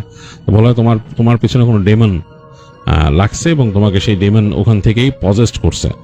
তো যেটা করতে হবে, তোমাকে ওই সময়টা পজেস্ট করছিল এবং তুমি কিন্তু ওই সময় একটা অঘটন ঘটায় ফেলতা, এবং অঘটন যদি ঘটায় ফেলতা তুমি কিন্তু এখন একটা ইসে চলে যেতা এবং হয়তো তোমাকে হয় পাগল আখ্যা দিত, অথবা তুমি যদি পরে নর্মাল স্টেটে থাকতো তোমার বিচার হইতো, থিংস লাইক দ্যাট। তো তোমাকে যদি করতে হয় আমার পারমিশন লাগবে, পারমিশন এনে তারপর দেখা যাক তোমাকে এক্সরসিজম করতে পারি কিনা। তো প্রিস্ট নাকি সময় নিয়ে বিভিন্ন রকম তার যে ডকুমেন্টেশন বা কাজকর্ম যেটা করে একদিন সে ডিসাইড করে যে অমুক দিন ম্যালকমকে তিনি এক্সরসিজম করবেন। তার সাথে আরেকজন প্রিস্ট নিয়ে আসেন, দুইজন মিলে ম্যালকমরে তারা করে এক্সরসিজম করে এবং এক্সরসিজম করে নাকি বের করে যে ওই যে ম্যালকম সেদিন যে হেঁটে গেছিল ওইখানে, সে ওই রুমটার মধ্যে ওই ডার্ক এনার্জি বা ডিমন, তারা যেটা বলছে ডিমন বা আমরা যেটা বলবো জিন, একটা ভয়ঙ্কর জিন বা ওখানে থাকতো আর কি, ওইটা তার ছিল। আর ওই জায়গাটা ছিল এক সময়কার ওই জায়গাকার মানে ইউনিট, মানে ওই যে পিডিয়াট্রিক কেয়ার ইউনিট আর কি, পিকিউ। তো ওই পিকিউ বা নিকিউ যেটা বলে নিউনেটাল কেয়ার ইউনিট, মানে ওই জায়গায় ওই রাখা হতো আর কি বাচ্চাদের। তো ওই জায়গায় নাকি নিউবর্ন বাচ্চারা ওখানে থাকতো আর কি। তো ওইটার পরবর্তীতে ওই ইউনিটটা বন্ধ হয়ে যায়, ওই দিক থেকে বন্ধ হয়ে যায় এবং ওই জায়গায় তা আসলে ওই পেশেন্টও কম যায় আর কি। ইমার্জেন্সি না হলে সাধারণত কোনো মহিলারাও যেত নয়, হাসপাতাল সম্বন্ধে কিছু তাদের কাছেই ছিল আর কি, ভয় পেত তারা, সোজা কথা। যে এই রিপুটেশন তারা শুনছে যে এরকম এরকম ব্যাপার স্যাপার থাকে, তারা যেত না ওইখানে। তো যাই হোক, ওই নিকিউ পিকিউটা ওইখানে বন্ধ হয়ে যাবে ইউনিটটা ওইখানে। তো ওই যে ডার্ক এনার্জিটা বা ডার্ক যেটা, ওইটা নাকি ওখানে থাকতো। তো ওই দিন যখন নাকি ম্যালকম যে ঢুকছে, সে ম্যালকমকে ওখান থেকে পজেস করছে এবং পজেস করে সে তো ওদের কাজই ওইটা যেটা অঘটন ঘটানোর চেষ্টা করছে, যেহেতু সে ভয়ঙ্কর। ওই ডার্ক এনার্জি ওইখানকার একটা নার্সের উপর নজর দিয়েছিল, যে নার্সটা সে ছিল প্রেগন্যান্ট এবং সে তাকে দূর থেকে মনিটর করতো। তো সেই মেয়েটা আবার খুব মানে পায়াস ছিল, সেই যে নার্স ছিল সে খুব পায়াস এবং সে খুব প্র্যাকটিসিং ছিল। তো তাকে সে সরাসরি কোনোভাবে কিছু করতে পারতেছিল না। তো সে যখন নাকি ম্যালকমকে পজেস করে সে ম্যালকমের মাধ্যমে চেষ্টা করে তাকে এরকম আক্রমণ করতে।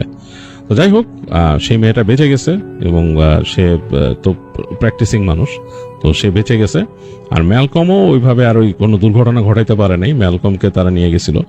তো যাই হোক, প্রিস্ট তখন এক্সরসিজম করে ম্যালকমের থেকে ওই জিনিসটাকে আলাদা করে এবং আলাদা করে সে ম্যালকমকে ওই মানে ওই অধ্যায় থেকে বের করে নিয়ে আসে আর কি।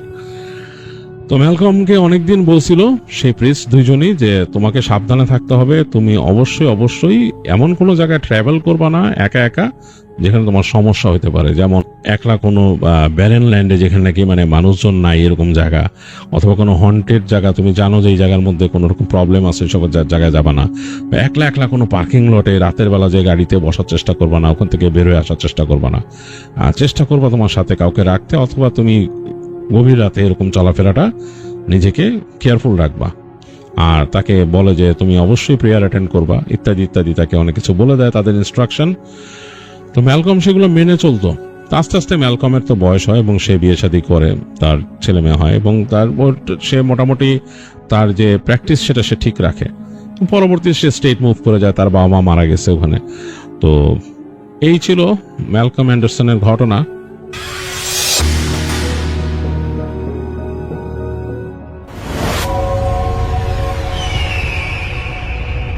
এখন যে ঘটনাটি আপনাদের সাথে শেয়ার করবে তার নাম আব্দুর রহমান। ওনার বাড়ি নোয়াখালী জেলার মাইজদি উপজেলায়। এই ঘটনাটি উনি শুনেছেন ওনার আম্মুর মুখ থেকে। আর ঘটনাটি ঘটেছিল এই আব্দুর রহমান ভাইয়ের দুঃসম্পর্কের এক ফুপুর ছেলের সাথে। ফুপুর ছেলের নাম রায়হান। এই রায়হান ছিল কোরআনে হাফেজ। ছেলেটি খুবই নম্র ভদ্র স্বভাবের ছিল। রায়হান সে একদিন বিকেল বেলা, তখন অবশ্য আসরের আজান দেয়নি, ওই সময় বন্ধুদের সাথে ক্রিকেট খেলছিল। আসরের আজান যখন দিয়ে দেয় তখন রায়হান বন্ধুদেরকে বলে, তোরা খেল, আমি এই পুকুর থেকে অজু করে মসজিদ থেকে নামাজটা পড়ে এসে আবার তোদের সাথে খেলবো। এই কথা বলে সে পার্শ্ববর্তী যে পুকুরটা, এই পুকুরে অজু করতে চলে গেল। তার বন্ধুরা তো খেলছে। এদিকে আসরের নামাজ শেষ হয়ে সন্ধ্যা ঘনিয়ে আসছে, রায়হানের আসার আর নাম নাই। রায়হান কোথায় গেল? সন্ধ্যা হয়ে গেছে, রায়হান কিন্তু আসে না। সবাই বলছে, কিরে রায়হান আসলো না? ওর না নামাজ পড়ে চলে আসার কথা ছিল, এখন মাগরিবের আজান দিয়ে দিবে, রায়হান কোথায় গেল? এমত অবস্থায় রায়হানের পরিবারের সদস্যরা তারা রায়হানকে খোঁজার জন্য চলে আসে। কারণ রায়হান সাধারণত আসরের নামাজ পড়ার জন্য বাসা থেকে বের হতো, মাগরিবের আগ পর্যন্ত খেলাধুলা করতো, মাগরিবের নামাজ পড়ে বাসায় ফিরত। ও ওই দিন আসরের আগেই বাসা থেকে বের হয়েছিল। যেহেতু একটু আগে বের হয়েছে, কি করছে না করছে এই জন্য পরিবারের কয়েকজন সদস্য বের হয়ে আসে যে রায়হান কোথায়। ও যে বন্ধুদের সাথে খেলতো, তাদের খেলা প্রায় শেষ, মাগরিবের আজান দেবে ভাব ওই সময়। এমত অবস্থায় রায়হানের পরিবারের কয়েকজন সদস্য যখন আসে, এসে বলে রায়হান কোথায়, তখন বন্ধুরা বলে যে ও তো আসরের নামাজ পড়তে গেল, এরপর তো আর আসে নাই। আসরের নামাজ পড়তে গেল মানে? বলে হ্যাঁ, ও বলল যে এই যে পুকুরে ওযু করে নামাজ পড়তে যাবে। তখন আসরের নামাজের সময় যেই কয়েকজন মুসল্লি ওই মসজিদে নামাজ পড়েছিলেন, এদের কয়েকজন রেগুলার ছিলেন, তো তাদের বাসাও আশেপাশেই ছিল। তাদেরকে জিজ্ঞেস করা হলো রায়হান কি নামাজ পড়তে গিয়েছিল? ওরা বললো কই না তো, আসরের নামাজের পর রায়হানকে তো দেখি নাই। এরপর তারা সন্দেহ করে পুকুরের পাড়ে গেল। পুকুরের পাড়ে গিয়ে একটা জিনিস তারা দেখতে পেল। রায়হান একটা গামছা নিয়ে বাসা থেকে বের হয়েছিল, ওই গামছাটাই পুকুরের পাড়ে রয়েছে। গামছা পুকুরের পাড়ে রয়েছে, রায়হান কোথায়? তখন কিন্তু সন্দেহ ঘনীভূত হয়। এরপর আরেকজন প্রতিবেশী, যার নাম হচ্ছে ফারুক, এই ফারুক লোকটা মধ্যবয়স্ক একজন মানুষ ছিলেন। উনি ডুব দিয়ে অনেকক্ষণ থাকতে পারতেন। অনেকক্ষণ বলতে স্বাভাবিক মানুষ 2 মিনিট থাকেন, 3 মিনিট থাকতে পারতেন, এরকম আর কি। তো উনি পুকুরে নামলেন, নেমে রায়হানকে খোঁজ করার চেষ্টা করলেন। উনি পুকুরের বিভিন্ন সাইডে প্রথমে হাঁটলেন চতুর্দিকে, রায়হান তার পায়ে বাঁধে কিনা। এরপর উনি বুঝতে পারলেন না, পুকুরের চতুর্দিকে রায়হান নাই। তখন উনি পুকুরের আস্তে আস্তে গভীরে যেতে থাকলেন। পুকুরটা যে খুব বেশি গভীর ছিল বিষয়টা এরকম না, একজন মানুষ ডুবে যেত, ডুবে যাওয়ার পর যদি হাত উঁচু করতো হাতটা ভেসে থাকতো, মানে এতটা গভীরতা। উনি পুকুরের ঠিক মাঝ বরাবর যখন গিয়েছেন, যখন ডুব দিয়েছেন, তখন নিচের দিকে সাদা কিছু একটা দেখতে পান। উনি আরো ডুব দিয়ে দেখতে পান, অর্থাৎ ডুব দিয়ে আরেকটু নিচে গিয়ে দেখতে পান এটা রায়হান।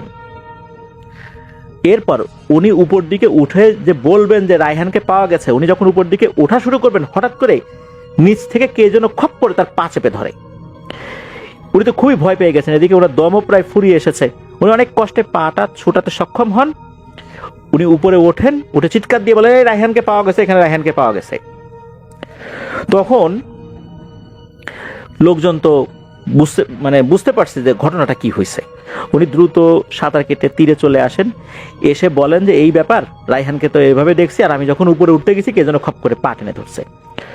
এরপর উপস্থিত লোকজন বুঝতে পারলো যে এটা স্বাভাবিক কোনো বিষয় নয় মোটেও। রায়হান সাঁতার জানতো, আর আসরের সময় সে যাবে নামাজ পড়তে, অজু করতে গিয়ে সে কেন পুকুরে নামবে। এদিকে রায়হানের পরিবার তো কান্নাকাটি শুরু করে দিয়েছে, আর এটাই স্বাভাবিক। ওইখানে একজন কবিরাজও ছিল, ওই গ্রামের একজন কবিরাজ। উনি বিষয়টা বুঝতে পেরে ওই ফারুককে বললেন যে ফারুক, তুমি এভাবে নেমো না, আমি তোমাকে একটা জিনিস দিচ্ছি, এই জিনিসটা সাথে নিয়ে নামো, এটা হাতের মধ্যে রাখবা, তাহলে আশা করি ইনশাল্লাহ কোনো ক্ষতি হবে না। এরপর এই যে ফারুক, উনি আবার ডুব দিলেন। ততক্ষণে কিন্তু প্রায় অন্ধকার ঘনিয়ে এসেছে, মাগরিবের আজানও হয়ে গেছে। আজানের পরও কিন্তু হালকা আলো থাকে, ওই রকম আলোতে কিন্তু কাজ চলছে।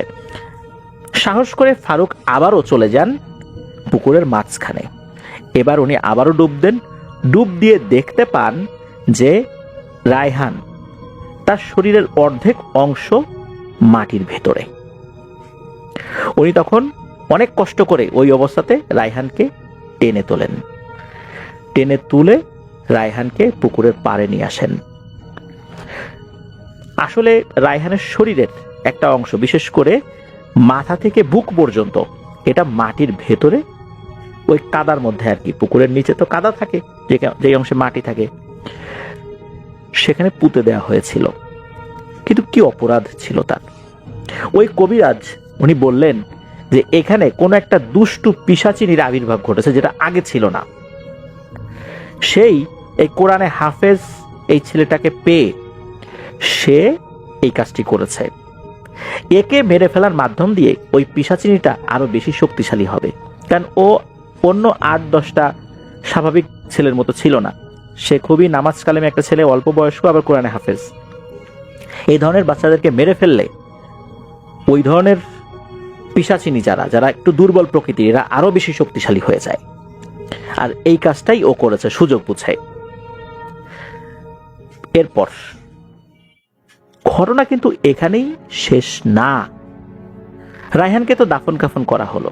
এরপর ঘটনা শুরু হলো এই যে ফারুক, যিনি এই রায়হানের ডেড বডিকে উপরে তুলে নিয়ে এসেছিলেন। ওই রাত্রেই ফারুক স্বপ্নে দেখে একজন ভয়ঙ্কর চেহারার মহিলা ঘুমের মধ্যেই, অর্থাৎ স্বপ্নের মধ্যেই এসে ওই ফারুকের গলা চেপে ধরেছে, আর রাগান্বিত বলছে, মানুষকে সাহায্য করার খুব শখ না, আমি তোকে দেখে নেব। এই বলে ওই রাতের মতো ওই অবয়বটি চলে যায়। ঘুম ভেঙে যায়। ফারুক প্রথম দিকে মনে করে যে হয়তো সে দুঃস্বপ্ন দেখেছে, তবে পরের রাত্রে একই ঘটনা ঘটে। ওই অবয়বটা বলে, খুব সাহায্য করার শখ না, আমার বলিটা পূর্ণ করতে দিলি না, আমি তোকে দেখে নেব। এরপর এই ফারুক বুঝতে পারেন যে উনি একটা বিপদে পড়ে গেছেন। উনি আবার ওই কবিরাজের কাছে যান, একই গ্রামের লোক তো সেই কবিরাজ, এই জন্য কবিরাজকে পেতে তো কোনো সমস্যা হয়নি তার। কবিরাজের কাছে গিয়েই সব কথা খুলে বলেন যে ওনার সাথে এই ঘটনা ঘটছে, ওই পুকুরে থাকা ওই পিশাচিনীটা এবার স্বপ্নের মধ্যে এসে তাকে বিরক্ত করছে। কবিরাজ উনি ওনার মতো করে রুকিয়া করে দেন, তার শরীর বন্ধ করে দেন। তো এরপরে আর একটা ঘটনা ঘটে, সেটা ফারুকের সাথে না, অন্য একজন লোক। উনি একদিন দুপুরবেলা গোসল করতে গিয়েছেন ওই পুকুরে। গোসল শেষে উনি যখন উঠতে যাবেন তখন ওনার পা নিচ থেকে কেউ যেন চেপে ধরেছে। উনি অনেক কষ্টে ওই অবস্থায় নিজের পা ছাড়িয়ে উপরে উঠে দিয়েছেন এক দৌড়। ওই রাত্রেই নাকি ওই লোকটার স্ত্রী স্বপ্নে দেখেন যে একটা সাদা কাপড় পরা মহিলা, ভয়ঙ্কর চেহারা, সে ওই মহিলাকে বলছে, তোর স্বামীকে আমার লাগবে রে, তোর স্বামীকে আমার কাছে দিয়ে দে, ওকে আমি বলি দেব। তো এইটা যখন দেখেছেন উনি তো ঘুম থেকে জেগে গেছেন, চিৎকার চেঁচামেচি শুরু করেছেন, কি হয়েছে।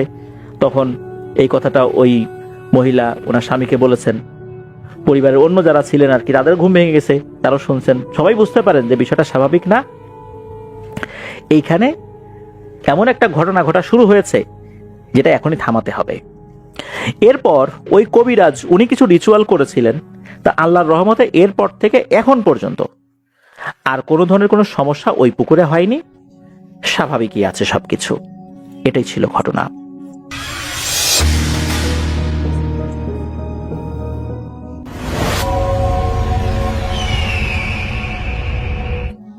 ধন্যবাদ রাসেল ভাই আমাকে ঘটনা বলার সুযোগ দেওয়ার জন্য। আমার নাম হচ্ছে রিপন, আমি এসেছি আদিত্যপুর লালমনিরহাট থেকে। আজকে যে ঘটনাটা আমি আপনাকে শেয়ার করব, এই ঘটনাটা আমার কাছে শেয়ার করেছেন, তার নাম হচ্ছে নয়ন। আর নয়নের বাড়ি হচ্ছে গাইবান্ধার ফুলসুলি এলাকায়।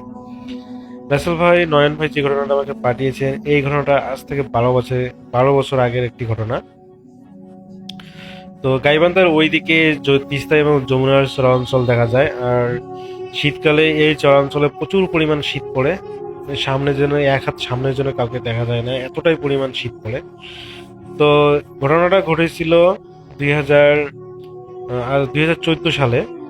তো নয়ন ভাই সবেমাত্র বিবাহ করেছেন, সদ্য বিবাহিত তিনি, এবং তার শ্বশুরবাড়ি যাওয়ার জন্য তার একজন বন্ধু, তার নাম হচ্ছে বিকাশ, এবং তাকে হলো সে দাওয়াত দেয় যে চল আমার শ্বশুরবাড়ি যাই ঘুরতে।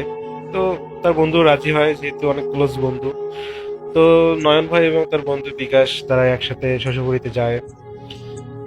যাওয়ার সময় সে সময় আসলে তাদের কাছে সে সময় টর্চ লাইট ছিল, তো যানবাহন বলতে তেমন কিছুই ছিল না। তারা পায়ে হেঁটেই তার শ্বশুরবাড়িতে চলে যায়। অ্যাকচুয়ালি সে সময় ওই বিশেষ করে ওই তিস্তার ওই সাইডে যানবাহন চলতো না। দেখা যায় যে তিস্তা নদী পার হতে গেলে নৌকো দিয়ে পার হওয়া লাগতো। আর যেহেতু শীতকাল, এই সময় আসলে চর ভেসে ওঠার কারণে তারা সহজেই আর কি সেই তিস্তা নদী পার হতে পারে। কিন্তু তারা তিস্তা নদী না পার হয়ে তারা ঘুরে একটা হলো জায়গা আছে, ঘুরে ঘুরে একটা জায়গা আছে, সেই জায়গা দিয়ে পার হয়। তো ওইখানে ওই জায়গাটা যাইতে গেলে তাদের কাছে একটা শ্মশান পড়ে। আর শ্মশান পার হয়ে একটা রেল স্টেশন, আর রেল স্টেশন পার হয়ে তিস্তা একটা ছোট্ট অংশ, যেটা নৌকা ওখানে থাকে সবসময়, তো নৌকা দিয়ে পার হওয়া যায়। তো নয়ন ভাই এবং তার বন্ধু বিকাশ সেই রাস্তা দিয়ে যায়। তো যাওয়ার সময় কোনো সমস্যাই হয়নি। তো শ্বশুরবাড়িতে যাওয়ার পর খাওয়া দাওয়া করে তাদের বাসায় আসতে আসতে বেশ রাত হয়ে যায়। অ্যাকচুয়ালি বিকাশ ভাইয়ের কাজ থাকার কারণে সেদিন তার থাকা হয়নি, বলতে যেহেতু বিকাশ ভাই থাকতে পারবে না, সেই জন্য নয়ন ভাইও আসলে বন্ধুর কারণে থাকতে পারলো না, যার কারণে তারা দুজনেই আবার খাওয়া দাওয়া করে গল্প গুজব করে প্রায় রাত 11টার দিকে তারা বাসার দিকে রওনা দেয়। যেহেতু দুই বন্ধু একসাথে আছে, তো তারা কোনোভাবেই কোনো কিছু ভয় পাচ্ছে না, তো সুন্দরভাবেই তারা বাসায় আসার জন্য মনস্থির করে। তো যাওয়ার সময় যে রকমটা শীত অনুভূত হয়েছিল, আসার সময় তারা অনুভব করে যে এতটা শীত পড়েছে যে বলার বাহিরে। এবং তারা সুন্দরভাবে তিস্তার সেই নদীর কিনারা পর্যন্ত চলে আসে, এবং সেখান থেকে এসে তারা নৌকা নিয়ে তিস্তা নদী পার হয়। কিন্তু কোনো সমস্যাই হয় নাই তাদের সাথে। তো বিপত্তি বাদে তখন যখন তারা তিস্তা পার হয়ে যখন তারা সেই রেল লাইনে চলে আসে, রেল লাইন দিয়ে হাঁটতে থাকে কিছুক্ষণ, এবং হাঁটার সময় তারা লক্ষ্য করে যে রেল লাইনের উপরে একটা মানে কিছু কাঠ জড়ো করে রেখে যেভাবে আগুন জ্বালালে যেরকম দেখা যায় দূর থেকে, সেই রকম মনে হচ্ছে যে কেউ রেল লাইনের উপরে আগুন পোয়াচ্ছে, শীতের রাতে আগুন পোয়াচ্ছে, এরকম মনে হচ্ছে যে চাদর মুড়ি দিয়ে কেউ একজন আগুন পোয়াচ্ছে। তো তারা দুজন মনে করলো যে হয়তোবা স্টেশনের মাস্টার, তিনি হয়তোবা এইভাবে আগুন জ্বালিয়ে তাপ পোয়াচ্ছেন। তো তারা দুজন যখন কাছাকাছি চলে গেল, সে স্টেশনের কাছাকাছি চলে গেল, এখানে রাসেল ভাই স্টেশনের নামটা বলা যাচ্ছে না। তো তারা যখন স্টেশনের কাছে চলে গেল, তারা দেখলো যে সেই আগুন ঠিকই জ্বলতেছে, কিন্তু সে আগুনের আশেপাশে কেউ নেই। অথচ দূর থেকে তারা শীত থাকা সত্ত্বেও তারা একটু একটু দেখতে পাচ্ছিল কেউ একজন বসে আছে, মানে তাপ পোয়াচ্ছে। কিন্তু তারা যখন কাছে গেল, তখন দেখলো যে সেখানে কেউ নেই। তো তারা এটাতে বেশ অবাক হলো যে এটা কিভাবে সম্ভব। তারা একটা মানুষের মতো অবয়বকে দেখলো, অথচ এখন সেখানে কেউ নেই। তো তারা এটা নর্মাল ভাবেই দিল, তারা ততটা ভয় পেল না। কিন্তু রাসেল ভাই যখন তারা এই বিষয়গুলো নিয়ে দুজনে এই বিষয়টা নিয়ে গবেষণা করতে করতে যখন তারা সেই তাদের যাওয়ার পথে যে শ্মশানটা আছে সেই শ্মশানের কাছাকাছি চলে যায়, তখন তারা খুবই অবাক হয়ে যায়। কারণ সেই শ্মশানের মধ্যে সেম ভাবে একটা চিতা জ্বলতেছে, অথচ আসার সময় তারা দেখছিল এটা একদম ফাঁকা একটা পরিত্যক্ত একটা চিতা। কারণ এখানে অনেকদিন পর পর মানুষ পোড়ানো হয়। আসার সময় তারা একদম দেখছিল যে একটা পরিত্যক্ত চিতা, কিন্তু এখন যাওয়ার সময় তারা দেখতেছে যে এটা বেশ সাজসজ্জা ভাবে চতুর্পাশে দিয়ের মধ্যে তেল দিয়ে হচ্ছে আগুন জ্বালানো, পুরো শ্মশানটা মানে একটা পরিষ্কার পরিচ্ছন্ন হবে, এবং সেখানে একটা কাঠ দিয়ে একটা শ্মশান জ্বালানো। তারা দুজনে খুবই ভয় পায় যে এটা কিভাবে সম্ভব। তারা তো এই এখন থেকে 3-4 ঘন্টা আগে তো তারা হলো এই রাস্তা দিয়ে আসার সময় দেখছিল এটা একদম পরিত্যক্ত অবস্থায় আছে, তাহলে এখন এই সময়ের মধ্যে এটা এত পরিচ্ছন্ন পরিষ্কার করে একটা চিতা সাজিয়ে কেউ একজন চলে যাবে, এটা তো প্রায় অসম্ভব। তারা কোনোভাবেই এটা বিশ্বাস করতে পারতেছে না। তো তারা দুজনে খুবই ভয় পাচ্ছে এই বিষয় নিয়ে। তো যখন তারা সেই চিত্রটা পার হয়ে সামনে এগিয়ে যায়, তো তারা হলো একটা কান্নার শব্দ পায়, একটা মেয়ের কান্নার শব্দ পায়, এবং তারা খুব অবাক হয় যে কোন মেয়ে এত রাতে একটা মেয়ে কান্না করতেছে। তো তারা যখন এই বিষয়টা নিয়ে মানে সেই মেয়েটার কান্না শুনে সেখানে দাঁড়ায়, এবং দাঁড়িয়ে যখন পিছনে তাকায়, তারা দেখে যে সেই শ্মশানের ধারে একটা ছোট্ট একটা বট গাছ, গাছটা বেশি বড় না, ছোট মাঝারি একটা বট গাছের নিচে একটা সাদা শাড়ি পরা একটা সুন্দর মেয়ে, একটা দেখতে সুন্দর, সেই মেয়েটা বসে কান্না করতেছে। তো তারা দুজন চিন্তা করে যে এত রাতে এখানে একটা মেয়ে কান্না করতেছে। তো প্রথমত তারা ভয় পেয়ে যায়, কিন্তু তারা যখন কিছুক্ষণ দাঁড়িয়ে থেকে সেই মেয়েটাকে অবলোকন করে, তারা দেখে যে মেয়েটা একদম স্বাভাবিক, মনে হচ্ছে যে স্বাভাবিক একটা মেয়েই কান্না করতেছে। তো তারা চিন্তা করে যে হয়তো বা রাত যখন প্রায় 2টা, পাকিস্তানের পাঞ্জাব প্রদেশে এক ছোট্ট গ্রামের শেষ মাথায় বহু বছর ধরে পরিত্যক্ত পড়ে আছে এক পুরনো হ্যাভেলিন। সবাই এটাকে কালো বাড়ি বলে চিনত, কারণ সূর্য ডুবার পর পর কেউ আর বাড়ির দিকে তাকাতো না। বলা হতো সেখানে এক সময় থাকতো এক জমিদার পরিবার, কিন্তু এক ভয়ঙ্কর আগুনে পুরো পরিবার মারা যায়। তারপর থেকে মাঝরাতে ওই বাড়ি থেকে কান্নার শব্দ, শিশুদের হাসি আর আগুনের গন্ধ ভেসে আসে। গ্রামের তরুণ ইউটিউবার রায়হান এইসব বিশ্বাস করতো না। সে ঠিক করলো রাতেই লাইভ করবে, এবং হ্যাভেলিতে ক্যামেরা, টর্চলাইট আর মোবাইল নিয়ে সে ঢুকে গেল। ভাঙা গেটে পেরিয়ে ভিতরে ঢুকতে তার ক্যামেরা অদ্ভুত গ্লিচ করা শুরু হয়ে গেল। দেওয়ালে পুরনো উর্দুতে লেখা ছিল, ওরা ওইখানে বেঁচে আছে। রায়ান হেসে বলল, এগুলো শুধু ভয় দেখানোর জন্য। কিন্তু ঠিক তখনই উপরে তলা থেকে কারো পায়ের শব্দ আসতে লাগলো, ধীরে ধীরে নিচের নামতে লাগলো। রায়হান টর্চলাইট ফেলতেই দেখলো সাদা কাপড় পরা এক ঢাকা নারী দাঁড়িয়ে আছে। মুখ দেখা যাচ্ছে না, কিন্তু তার পা উল্টো দিকে ঘোরানো। ক্যামেরা বন্ধ হয়ে গেল। কয়েক সেকেন্ড পর আবার চালু হতে দেখা গেল রায়হান একা নেই, তার পিছনে দাঁড়িয়ে আছে 5-6টা পোড়া মুখের শিশু। এরপর লাইভ হঠাৎ বন্ধ হয়ে যায়। পরের দিন সকালে গ্রামের লোকেরা হ্যাভেলির ভিতরে রায়হানের ক্যামেরা খুঁজে পায়, কিন্তু রায়হানকে আর কখনো পাওয়া যায়নি। আজও মাঝরাতে হ্যাভেলির ভিতর থেকে লাইভ স্ট্রিমের মতো কারো কণ্ঠ শোনা যায়। বন্ধুরা, আজ আমরা পাকিস্তানের সবচেয়ে ভয়ঙ্কর বাড়ির ভিতরে তারপর হঠাৎ চিৎকার শুরু হয়ে যায়। আরেকটা গল্প, করাচির এক পুরনো অ্যাপার্টমেন্ট বিল্ডিং নাম্বার 666। বহু বছর ধরে সেখানে কেউ বেশি দিন থাকতো না। কারণ হচ্ছে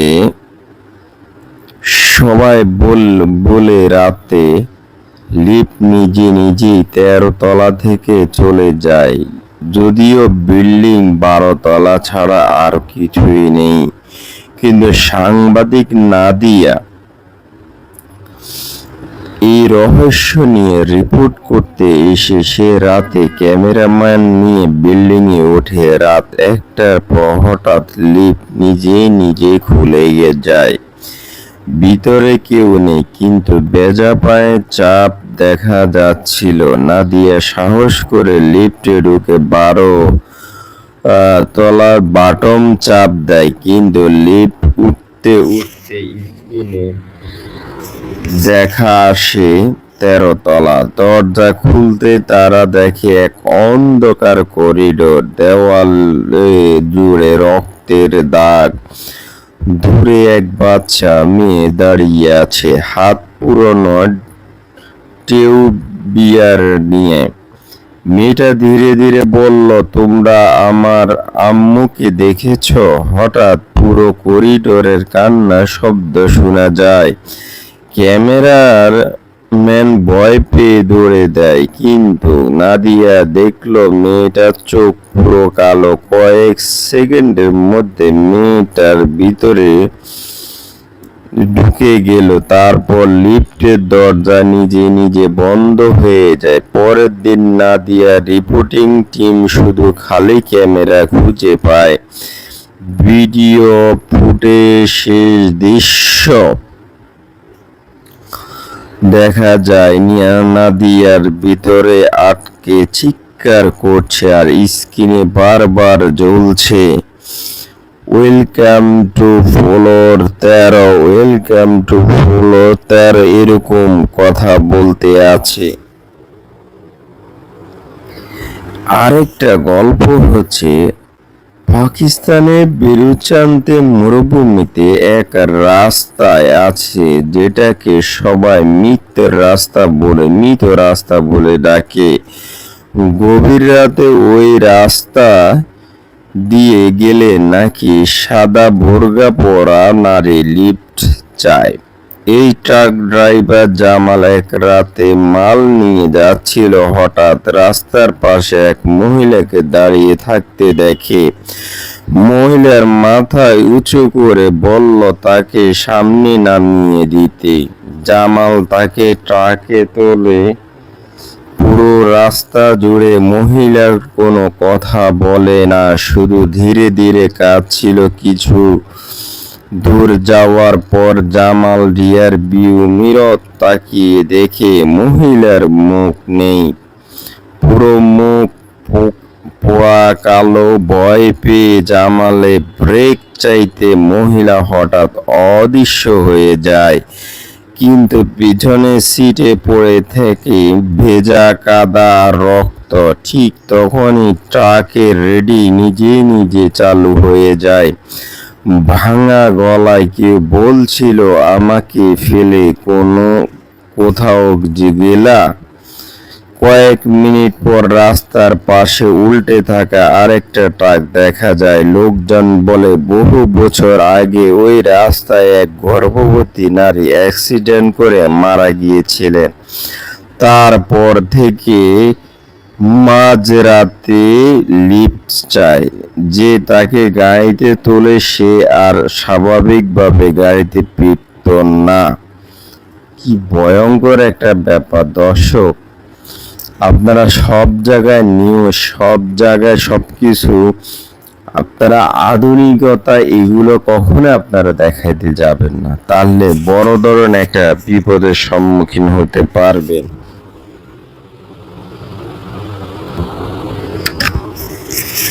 রাত তখন প্রায় 2:30। পাকিস্তান খাইবার পাখতুনখোয়া পাহাড়ি অঞ্চলে ছোট্ট এক গ্রাম। পুরো গ্রামটা ঘন কুয়াশা ডেকেছিল। পাহাড়ের উপরে দাঁড়িয়ে থাকা পুরনো এক মাদ্রাসা নিয়ে বহু বছর ধরে ভয়ঙ্কর সব গল্প প্রচলিত ছিল।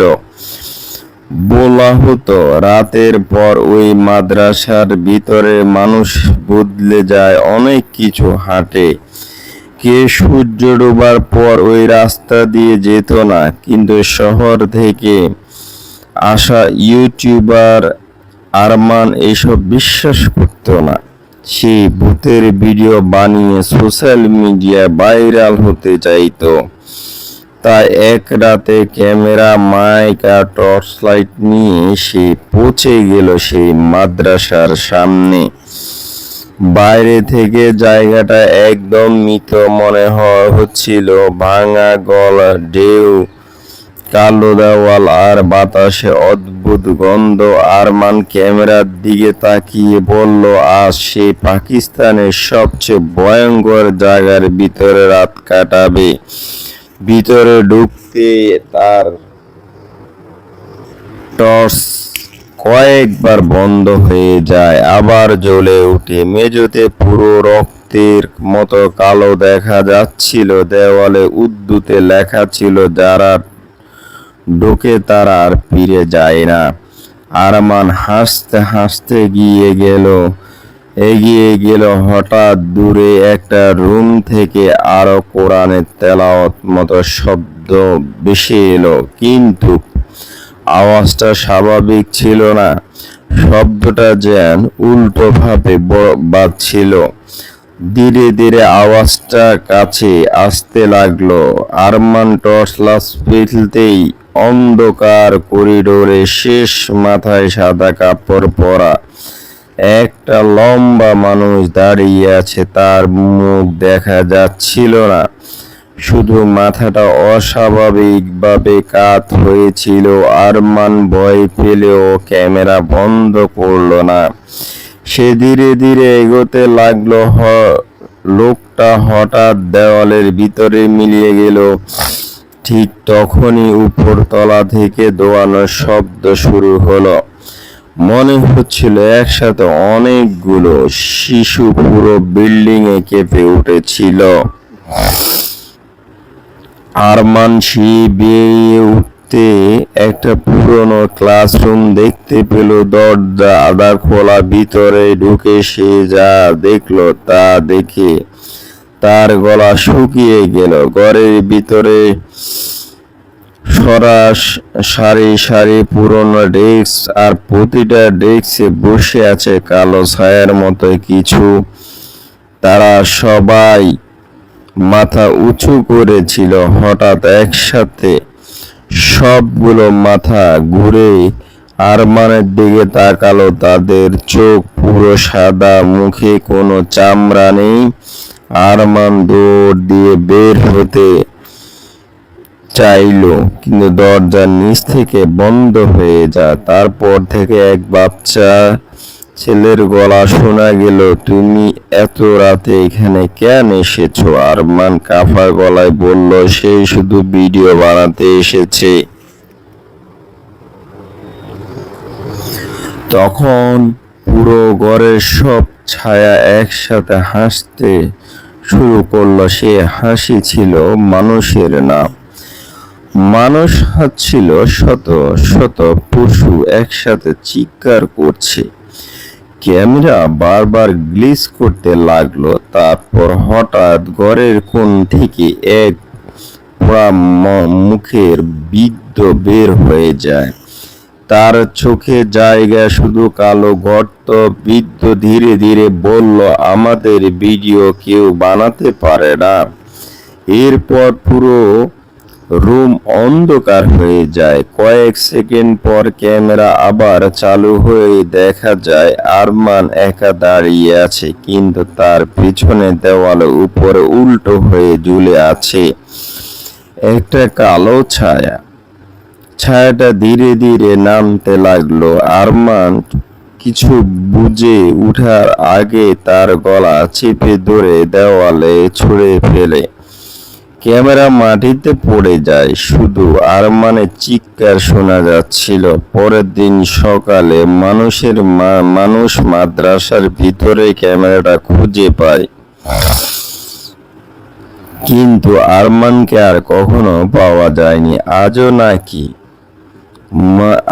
নাকি আর মাঝরাতে ওই মাদ্রাসা থেকে ইউটিউবে লাইভের মতো কারো কণ্ঠ ভেসে আসে, বন্ধুরা আজ তোমরা পাকিস্তানের সবচেয়ে ভয়ঙ্কর জায়গায়। তারপর বিকট চিৎকার। কিন্তু গল্প এইখানেই শেষ না। ওই ঘটনার কয়েক মাস পর করাচি এক সাংবাদিক সেই ক্যামেরা ফুটেজ নিয়ে তদন্ত করতে শুরু করে। তার নাম ছিল হামজা। সে বিশ্বাস করত সবকিছুর পেছনে মানুষের কাজ আছে, ভূত বলে কিছু নেই। ফুটেজের শেষ অংশ বিশ্লেষণ করতে গিয়ে সে লক্ষ্য করল ভিডিও অন্ধকারে অংশ বারবার একটা মুখ দেখা যাচ্ছিল, পোড়া, বিকৃত আর ভয়ঙ্কর। হামজা সেই মুখের রহস্য খুঁজতে শুরু করলো। তদন্ত করতে গিয়ে সে জানতে পারল বহু বছর আগে ওই মাদ্রাসায় ভয়াবহ আগুন লাগে। আগুনে শিক্ষক আর ছাত্র সহ অনেকজন মারা যায়, কিন্তু গ্রামের লোকেরা বলে আগুনটা দুর্ঘটনা ছিল না। গভীর রাতে কালো কাপড় পরা কিছু লোক সেখানে অদ্ভুত এক আচরণ করত। তারা নাকি জিন ডাকার চেষ্টা করছিল। তারপর পুরো জায়গা আগুনে ছড়িয়ে পড়ে। সেই রাত পর থেকে জায়গাটা অভিশপ্ত হয়ে যায়।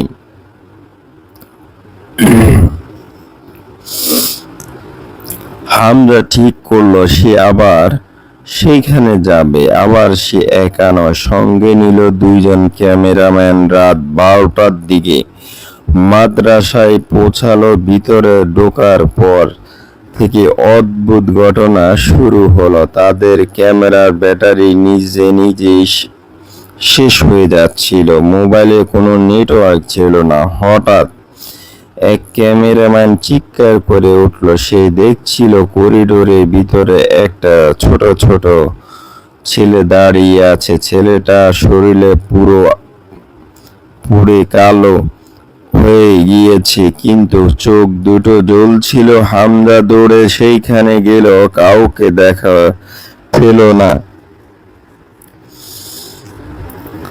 কয়েক মিনিট পর মাদ্রাসার ভিতরে আজানের মতো শব্দ ভেসে এলো, কিন্তু সেটা স্বাভাবিক ছিল না। শব্দে যেন কবরের ভিতর থেকে আসছিল।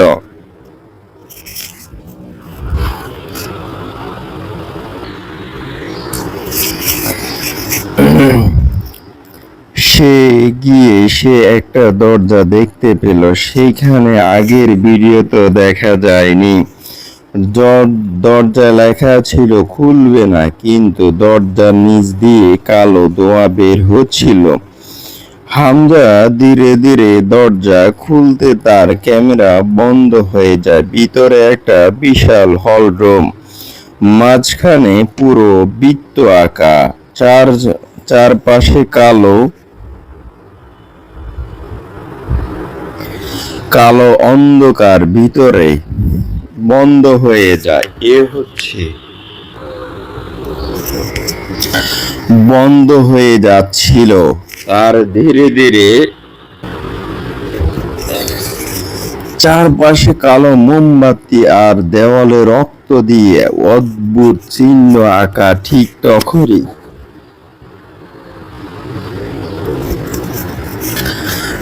তখনই অন্ধকার ভিতর থেকে শত শত ফিস ফিস শব্দ থাকে। কেউ বলছিল তোমরা চলে যাও, আবার কেউ বলছিল এখন আর বের হতে পারবে না। হামজা টর্চ লাইট জ্বালাতেই দেখে চারপাশে দাঁড়িয়ে আছে পোয়া মানুষের ছায়া। তারা ধীরে ধীরে আসছিল। এক ক্যামেরাম্যান ভয় পেয়ে দৌড়ে দেয়, কিন্তু কয়েক সেকেন্ডের পর তার চিৎকার শোনা যায় না। তারপর নিস্তব্ধতা। হামজা দরজা খোলার চেষ্টা করলেও দরজা খুলছিল না। হঠাৎ হল রুমের মাঝখানে বৃত্ত থেকে কালো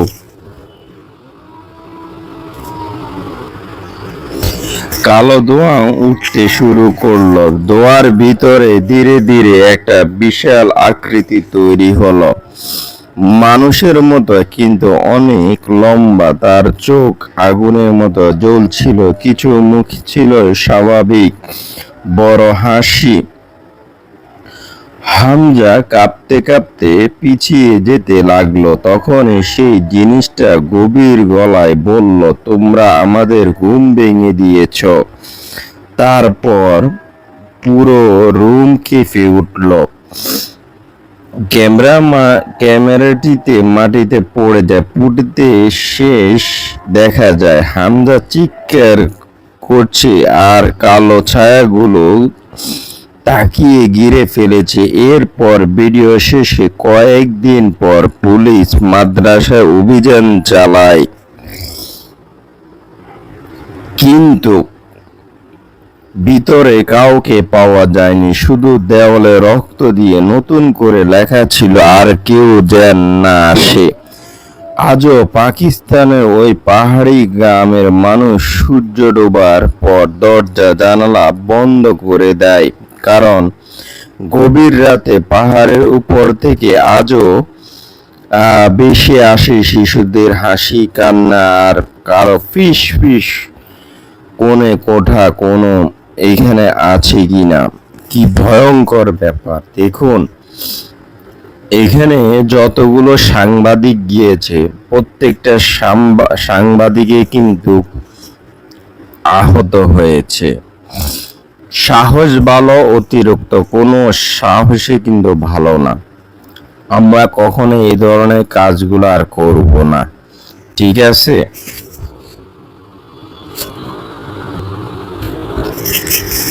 পাকিস্তানের লাহোর শহর থেকে অনেক দূরে পাকিস্তানের সিন্ধু অঞ্চলে এক মরুভূমি পাশে ছিল ছোট্ট একটা গ্রাম। গ্রামের নাম দারাক। দিনের বেলা জায়গাটা একদম স্বাভাবিক ছিল, মনে হলো রাত নামলে পুরো এলাকা বদলে যেত। গ্রামের মানুষ সবাই একটা জিনিস খুব ভয় পেত, গ্রামের বাইরে পড়ে থাকা পুরনো রেল স্টেশনের নাম ছিল জাফর এক্সপ্রেস হল্ট। প্রায় 30 বছর আগে সেখানে ভয়াবহ এক দুর্ঘটনা ঘটেছিল।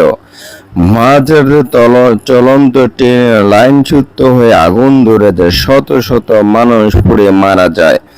তারপর থেকে হোস্টিং বন্ধ হয়ে যায়, কিন্তু গ্রামের মানুষ দাবি করত প্রতি বৃহস্পতিবার রাত 3টায় সেই মৃত ট্রেন আবার ফিরে আসে। দূর থেকে হুইসেলের শব্দ শোনা যায়, রেল লাইন কাঁপতে থাকে, আর স্টেশনে মৃত যাত্রীরা নেমে হাঁটতে দেখা যায়। কেউ যদি ভুল করে সেই ট্রেনের সামনে পড়ে, সে আর কখনো ফিরে আসে না। শহরে এক তরুণ ভিডিও নির্মাতা সামির এইসব গল্প শুনে এইখানে ডকুমেন্টারি বানানোর সিদ্ধান্ত নেয়। সে মনে করত এগুলো কুসংস্কার ছাড়া আর কিছু না।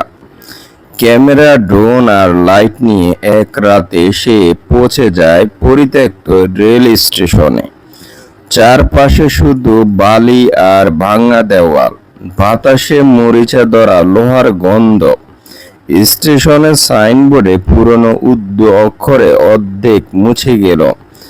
সামির ক্যামেরার সামনে দাঁড়িয়ে বলল, আজ সে প্রমাণ করবে ভূত বলে কিছু নেই।